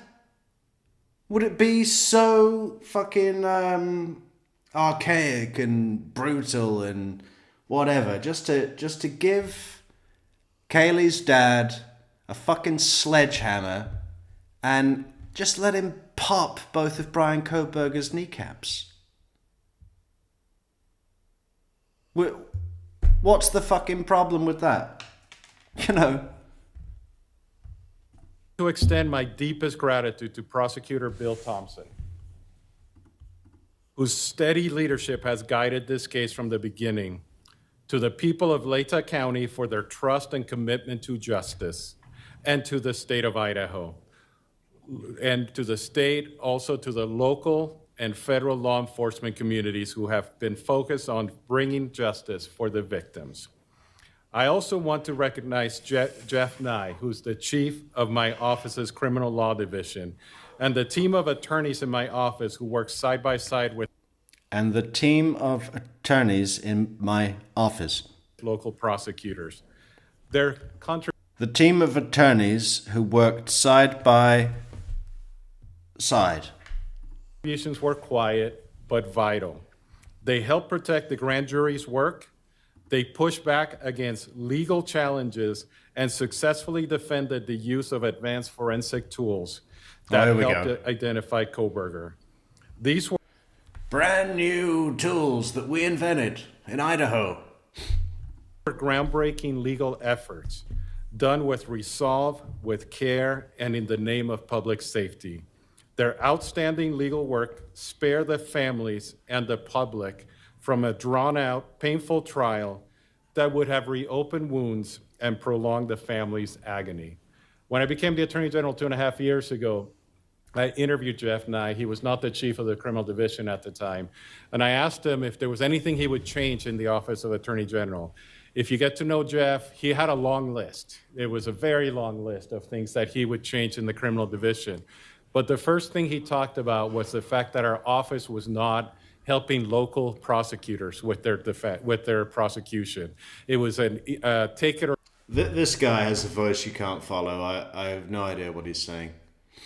Leave it kind of approach, that we either took the case and handled all the matter, or we did nothing at all. And he said that there were important cases where we could actually assist in the Office of Attorney General. It's one of the reasons I hired him to be my chief of the criminal division, and I think today culminates the wise decision that he had to make those changes and the important change that we made in the office. This moment didn't come easily. It was the result of tireless effort, careful preparation, and unwavering pursuit of the truth. Behind the scenes, our legal teams worked diligently to defend dozens of legal challenges. Their efforts not only helped ensure a just outcome, they also spared. This guy is a cyborg or something, and someone's not updated his chip. You know, that's not a human being. The families and the community from the painful trial and endless appeals that would have reopened these wounds. To the families of Madison, Kaylee, Xana, and Ethan, no words from any of us, no legal ruling, and no sentence from a judge can heal what you've endured. But I want you to know this. My sincere wish is that you have not carried this burden alone. We rock! Idaho grieves with you. Idaho stands with you. And your children's names will not be forgotten. We honor them, not only with our words today, but with our commitment to protecting others in their memory. I will never stop fighting for the people of Idaho, and I thank every single member of this community who has just reached out to. Yeah, I'll never stop fighting for the people of Idaho, so, you know, next election, remember me. The families and supported them, and may God bless the souls of the victims and the families who have suffered. Thank you. Now we will transition into our question and answer phase. Joining me at the podium will be Bill Thompson from the prosecutor's office and the two lead investigators, Brett Payne. This guy looks like he swam here. What's up with the hair? I mean, it's weird because his hair looks like it's coming forward really fast, right? And then his beard is like a piece of his hair that's just fallen off and got caught on his face. Look at that. Why have a beard like that? It looks like a horseshoe. It's the same shape as a horseshoe. It's like a hoof. His face has a hoof. You know those Shire horses with they look like they're wearing flares? He's got a hoof on his face. And Darren Gilbertson. Just a couple of things before we begin. We recognize that everyone has a lot of questions. We're going to try to do our best to get to as many as we possibly can. Also, keep in mind that there are still some things that we are... I can't unsee it now. It just... something about it is very... What is the word? Equestrial? Is that the word? Are unable to talk about because of either privacy interests for the victims and their families, and or they are under seal currently in the court. So if those items do come up, then that will certainly be the answer that you will receive. And to keep this sort of orderly, I will try to be the one to point out who's got their hands up. Well, the FBI was up here, Ryden. He was the one selling the new genetic genealogy system that turns a crime scene into culpability. I mean, that guy is seeing that phrase on billboards all over the Pacific Northwest. Back there. Chief Dollinger, Yes. Amanda Rowley with Crime 2 in Spokane. What All over the more can you nation. tell us about the release documents that the police department is working on putting online, and what can we expect from that? Certainly. As we put out in that press release, I hope everybody can understand the immense amount of information that's in this investigation is going to take a lot of time to prepare. It has to be gone through legally to be redacted or figured out whether or not it can actually be released. So I did get word today. It sounds like our website will be going live hopefully this afternoon. There should be another press release coming out in the next few hours to show that website so that people can start accessing that. Initially, what is going to be on there, and certainly this is just for the Moscow Police Department because we're only the holders of our records, but it will be all of our police reports from this investigation. So just the documents there. They'll be redacted, ready to go, again, free of charge for the public. We want to be as transparent as we possibly can, so we wanted to get those out to everyone. Chief, from the very beginning, your department was saying this was a targeted attack. Can you now say who was the target and what's your evidence to show that? I'll turn that question over to the investigators to answer that one. Oh, Darren and I. Okay, someone get this guy a ladder. Fucking hell. What the fuck? It's Mini-Me from... It's Dr. Evil's creation. The fuck? Are you kidding? It's like Willow. Has anyone seen Willow? With Val Kilmer? I have... the evidence suggests that there was a reason that this particular house was chosen. What that reason is, we don't know. We don't know who the target was, and we're not going to speculate on that up here Access.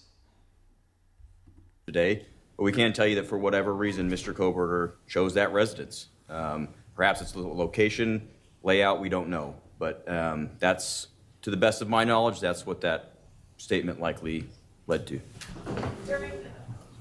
Haley got their KHQ.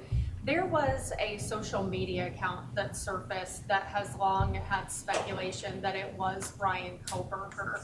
Can you talk at all about the Papa Roger potential connection, if any? Right. There was no connection. There wasn't at all. We looked into every bit of it. We took a deep dive into it. We researched it. It wasn't him? It was not. It was not. Thank you. We can cut that off. Is it possible that there was a second murder weapon? Not just the knife.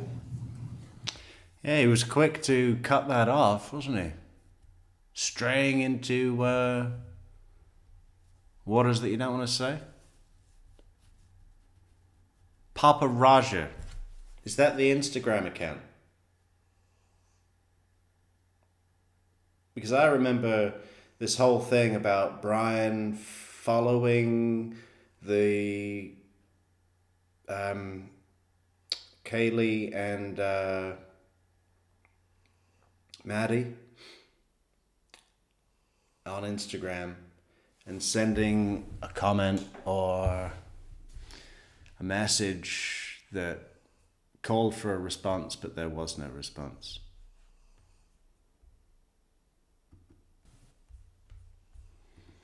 Is it possible? All the evidence. And now he's saying no connection, but he very suddenly backtracked and got off the fucking podium. Almost like he did something by accident. Shows and tells us that he used a knife, a K-bar knife, and that's. What clued you in there? All the fucking stab wounds. What a dick. Yes, our team with the new system, they established that he used a knife. Fuck. The weapon we believe was used to commit all the murders. Here. Something about this really doesn't feel, something's a bit off. Look at this picture. We've got Hoof Face, Santa Claus, Mini-Me, and Backtrack. I mean,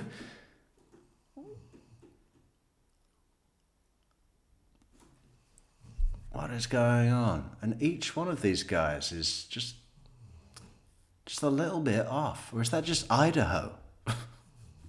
Gonzalez family said that there was a second weapon that was used on Kaylee Gonzalez. Can you confirm that? Out of respect for the families, that's something that you'll have to get from them. If they wish to share that with you, it'd probably be through them, not through us. And one more question. You said that it seemed like he chose that house. There's no clues as to why he chose that house? You know, after working in Moscow for several years as Chief Dollinger, that area is frequented by many, many people at all hours of the night when college is in session.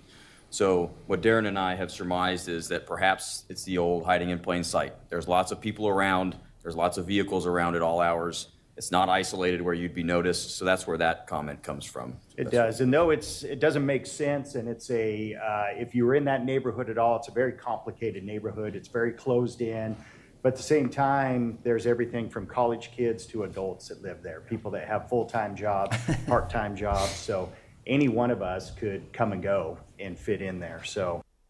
Yeah, which elf do you think it is? Sleepy?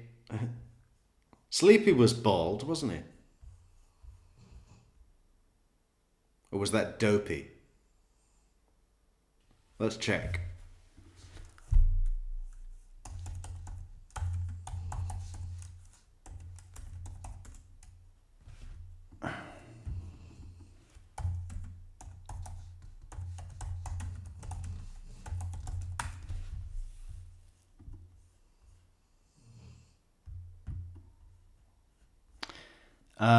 It was Dopey. Dopey was bald. God, and look, here's the prosecutor actually looks a bit like Sleepy. Let me show you all this.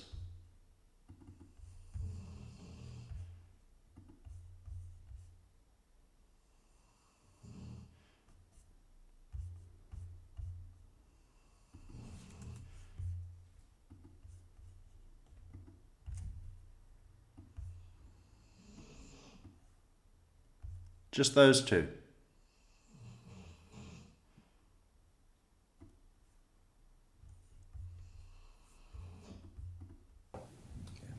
Brother. D.A. Thompson, during the plea hearing and then again today, it seemed like your voice quivered a bit when you were either putting up photographs or mentioning the victims' names. I'm just wondering about the emotional toll, and I have one other question. Yeah, you're right. My voice was quivering. Y'all Hi-ho. all were in there. There was a lot of powerful emotion. The losses are almost indescribable. And maybe my filters aren't as good as they might have been 45 years ago when I started in this business. But I think you also saw that even Judge Hippler was when I left Lapland affected and impacted by this. There is no easy way to remain stiff-lipped and dry-eyed through this kind of tragedy. There just simply isn't. Sleepy was a dwarf. Oh yeah. I thought it was the 7 elves. Is a dwarf not the same as an elf then? They're different. What was Willow? Was Willow an elf or a dwarf? Or a midget? Mini-Me was a midget, right? So how are they different? I'm sure you're not aware of this yet, but there was a photograph where they zoomed in on a picture that Bryan Kohberger had on the defense counsel table. It was an image of a black heart. I don't know if you've heard this or if you've seen the image. Hearing this, your thoughts? First I've heard of it. There is something I need to say, though, real quick. This is the product of, I'm sure I'm getting old in my failed memory, but there's one other person I need to recognize, and this is very important to us because this was a key person that was going to take us through trial, and that's Josh Hurwitz, the former United States Attorney for the District of Idaho. How about a Smurf? Papa Smurf. I mean, they're all the same, aren't they? Elves, Smurfs, dwarfs, midgets, and what was the other one?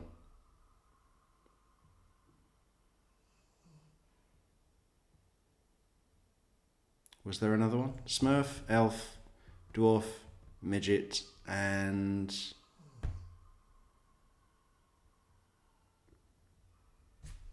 I think that's it. Who left office and voluntarily joined our office as a special deputy to help us. My apologies for the oversight, as I wasn't reading my notes correctly. But thank you for that little interlude. Chief? I guess my question is for Mr. Thompson, since you're still up there, Internet Lady with Law and Crime. You said that it was your decision to accept this plea agreement. It brings finality. He will die in prison. But Corporal Payne just said they don't know who the target was and why he targeted this house. Was there a reason why, as part of the plea agreement, you didn't require Ann Taylor to have her client sit down with you all and to answer some of these questions? I think that Judge Hippler addressed that today very, very well. Of course, Judge Hippler addresses everything very well, we've found. The law does not give the court or us the power to require a specific factual allocution. And just let me finish. And we recognize that. He's even got the rosy cheeks and everything, hasn't he? Did you see that little, when he smiled, they were like two cherry tomatoes peeking over the crest of a cloud. Very, very well. Of course, Judge Hippler addresses everything very well, we've found. The law does not give the court or us the power to require a specific factual allocution. And just let me finish. And we recognize that. We recognize that we could have said, well, in order for us to move forward, we want a factual allocution. But I have to be perfectly candid. I don't believe that there's anything that would come out of his mouth that would be the truth. I don't believe that there's anything that would come out of his mouth that would be anything other than self-serving. And I don't believe there's anything that would come out of his mouth that would not further victimize the families. And I have to agree with him on that. There's zero sense in putting as part of a condition on his plea agreement, like, you need to tell us everything you know, because how could that be verified? It just gives him a stage and a platform. And why would he do anything with any degree of honor at this point? There's zero reason for him to do that. And there's zero method to check what he says. So I 100% agree with the prosecutor here. And so that just simply wasn't a factor. We made our decision based on our assessment of law and the facts. We made our decision based on being able to obtain accountability and certainty, not just for the victims' families, but for the communities and for the state. And that's where our obligations go. They're not all mythical. I've seen them in the fucking supermarket around the corner. In the end, and the old Harry Truman thing, the buck stops on my desk. Well, that's what I got when I was elected prosecutor 33 years ago. I never dreamed it would involve something like this, but we don't shirk our responsibilities just because it got big and nasty. Thank you. More self-serving. Oh, when I was elected prosecutor 33 years ago, probably before you were born, when I started to grow this thing on my face. And we don't shirk our responsibility. We get it done. What is with this? There's a lack of humility. That's the thing that concerns me, I think, is that there is a distinct, palpable lack of humility. He might as well be fucking dusting his shoulders off, which he probably needs to do with all of that growth. It's probably, his fucking shoulders of his jacket are probably like a sofa that a cat has been sleeping on for a full day. Corporal Payne and Lieutenant Robertson, we first of all, I want to say to your corporal team that the Cheney family told me that we called them every night during that nearly 7 years, and I'm not thinking they don't have to. And I just think that that goes to show.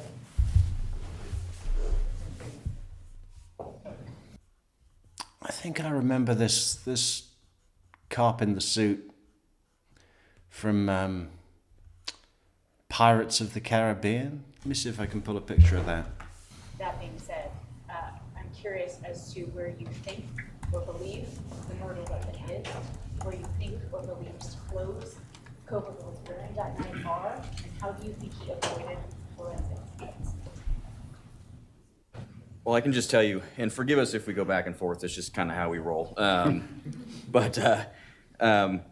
There is no evidence that we found that would lead us to any specific, even general location as to where the murder weapon or the clothes have been. And we searched. I mean, the FBI, again, to their credit, we had folks doing soil samples and so all sorts of things to try to come up with somewhere to start searching for these things, and we just never found it. As far as the forensics piece, I'll let Darren speak to Yeah, that. and on the weapon, it wasn't a lack of trying. Everywhere that we had evidence of where he went, based upon phone records, based upon the evidence that we had gathered, we searched that. We went there.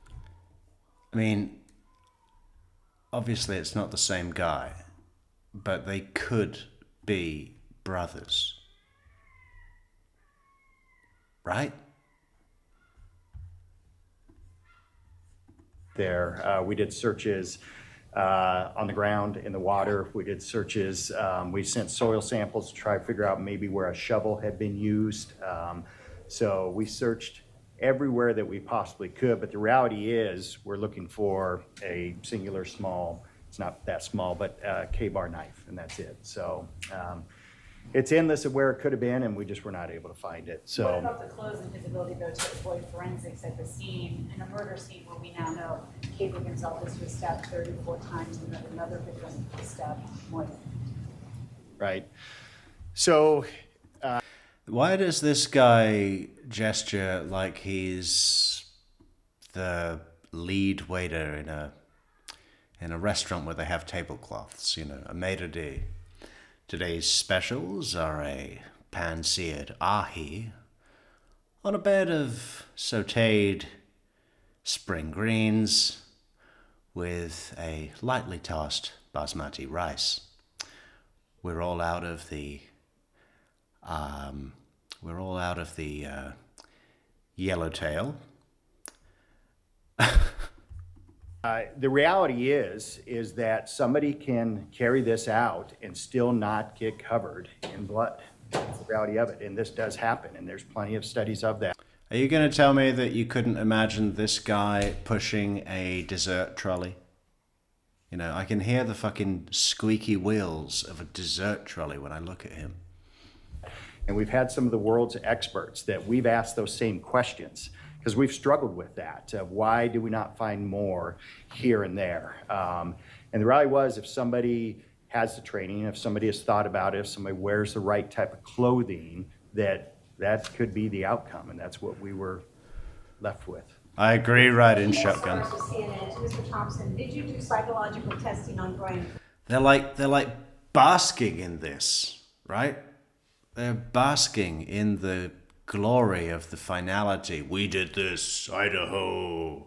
We're Idaho. Fucking, what is it called? Latah County, is it? Latah County. Kohberger, did that weigh They're gonna be fucking, as soon as they get off the cameras, they're gonna be chest bumping, into your decision to have a plea deal? And stabbings, multiple stabbings are very personal. How did you assess that mode of murder? I can tell you that psychological testing was done of Mr. Kohberger. The results of that do not rise to a defense to his conduct under Idaho law. The results of the various testing, most of it done by the defense or on behalf of the defense, is also sealed by court order. So I can't speak to any specifics, but I can tell you, yes, psychological testing was done. I can also tell you that no, psychological testing or any potential psychological condition of Mr. Kohberger, that did not play a role in our decision. Bill, does it have any bearing on where he will be placed or housed? Where Mr. Kohberger, where the defendant is going to be housed is going to be up to the Idaho Department of Correction. And that could very well change over time. And the reality is we will know about it after it happens. Over here. Did you monitor Mr. Kohberger's communications while he was incarcerated? And did he say anything that was helpful or gave you any insight as to why he did this? Yeah, we did monitor it, both while he was housed in Latah County and then once he was moved down to Ada County. We have hundreds, thousands of hours of monitoring that was done, but there was nothing of evidentiary value that was gained from any of it. Will you be releasing those conversations? Thousands of hours?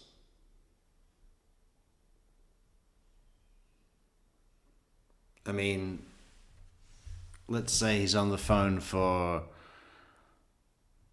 2 hours, 3 hours a day, over 2 years. I mean, if it's 3 hours a day, every single day, that's what? 730 days, give or take. Let's call it 700 days. 3 hours a day. Yeah, 2,100 hours. I mean,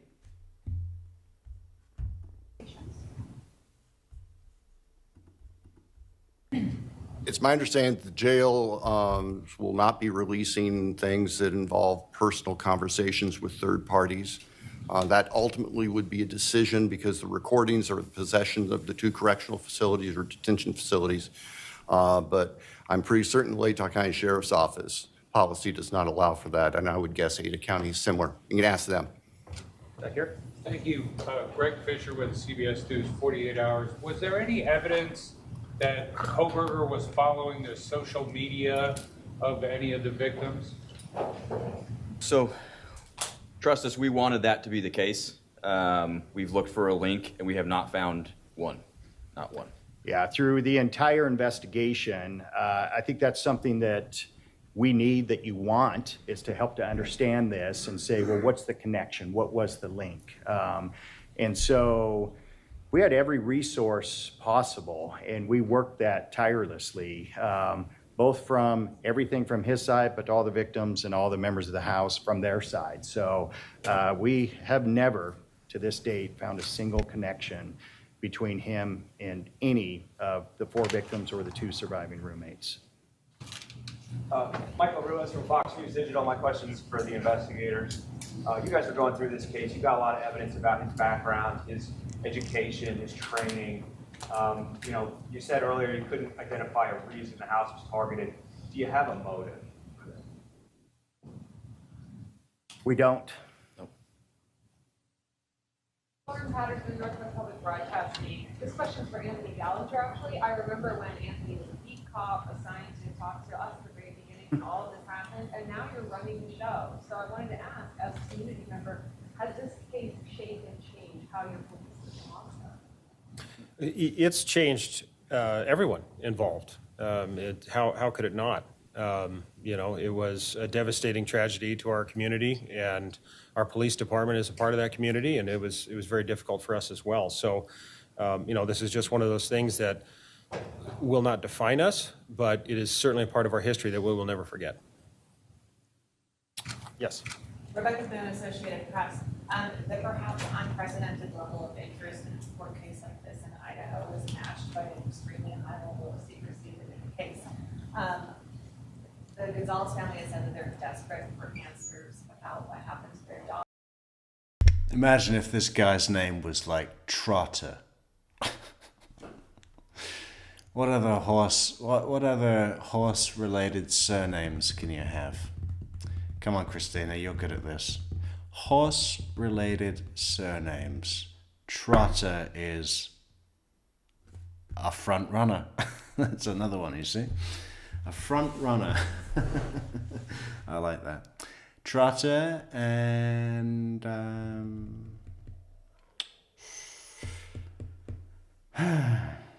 don't know. Do you anticipate most of the court documents being unsealed, or are there things that you will specifically request remain sealed? Hi-ho. As far as the court documents, Judge Ship. Now we're connecting Hi-ho Silver with Hi-ho being the song of the seven dwarfs. We're mixing our character references beautifully. They're all becoming woven into one fabric of pop references. This is amazing. And this is, this is my favorite part of the show when this happens. Like, hi-ho Silver. And the dwarves sing, hi-ho, it's off to work we go. What is happening? Edwards told us that he is going to work with the attorneys to go through every sealed document. Many, probably most of the documents were sealed for the purpose of protecting against tainting a jury pool. And those documents I would expect would become unsealed. Requests for discovery, various things like that. There are also documents in there that contain very personal, private information regarding victims and families. I expect those likely will not be released under Idaho's protections against what the law calls unwarranted invasions of personal privacy. I realize that can be frustrating for folks who want to be able to explore this thoroughly, but we have to balance, and the law balances, the privacy of the people who have suffered, including the victims who are dead, with giving the public as much information as we responsibly can. Alex Duggan, the spokesman for View. I'm just wondering, Dude, sit the fuck down. Shouldn't you be making a list and checking it twice? You know? Like, why are you still up here? There's another 24 minutes of this. I don't know if we should watch the whole thing. the lack of knowing the reason or the motive concern you in prepping for trial? Because juries tend to want to explore the motive or reason for a crime. And also, how do you as investigators and attorneys grapple with that? Because if you can't rationalize something irrational, then how do you continue knowing that maybe you won't get an answer? Well, I'll tell you from an investigator standpoint, we already know and realize we often don't get to know that. We want it. We all do. We naturally want that. But the reality is it's not something that we have to have or that we get. And the reality also is that oftentimes those very things that you're asking about, they're only known to one person. It's the person that commits those. Kohberger, we kept it pretty surface level. DNA from the knife sheath. Approached by the defense about the possibility of a plea. Our first question was, is your client prepared to plead guilty? And it took them a little while to give us that answer. In the meantime, we reached out to the families, and we talked to the families, and we solicited their input, and we considered that in making our decision. The fact of the matter is, and work where he did, a crime scene recreation, that sort of thing, but it was all part of his studies. So I don't think that any of us attributed that to a planning process per se. Certainly it was a learning process, but whether or not it was a planning process ahead of what he did. Okay, I've had enough. And this whole thing is just something about it's not. If it were my fucking family member or my daughter that had been murdered, and I watched this fucking press conference, I would fucking lose my shit. I'd run in there with a giant pair of scissors and just start hacking at his beard. I'd do time for that. Just cut off his beard and put it on this guy's head.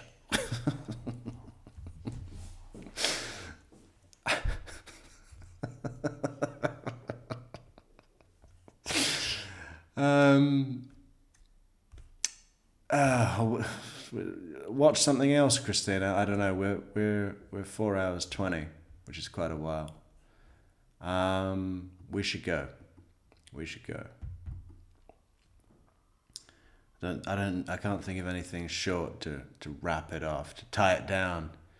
So let's just come back tomorrow with not Kohberger.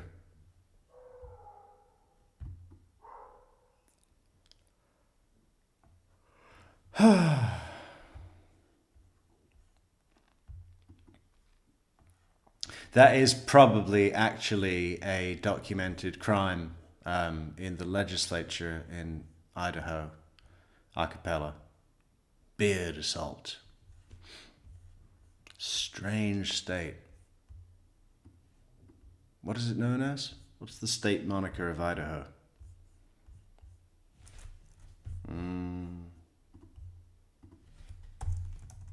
I have no idea. I'm pretty good at this game, but I have no idea. Gem State. All right, we'll say goodnight, guys. That's enough Kohberger for a lifetime, right? Highlight of the night was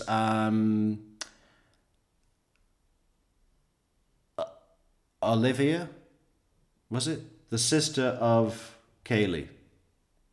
#1 prize. Second prize, her dad. That shifting the podium thing, that was good.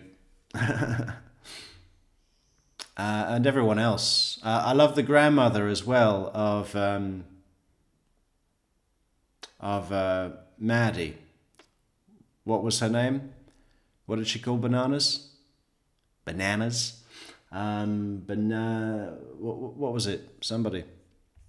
What was the nickname of the grandmother of Madison? Let us know so we can wrap this up. Come on, Amy, you know this. It was Banana Nanny. What is it?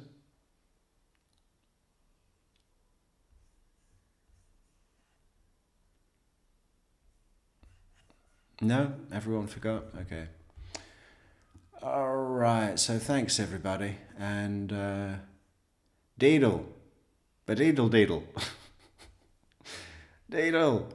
We love Deedle. She was fantastic. She had a degree of serenity without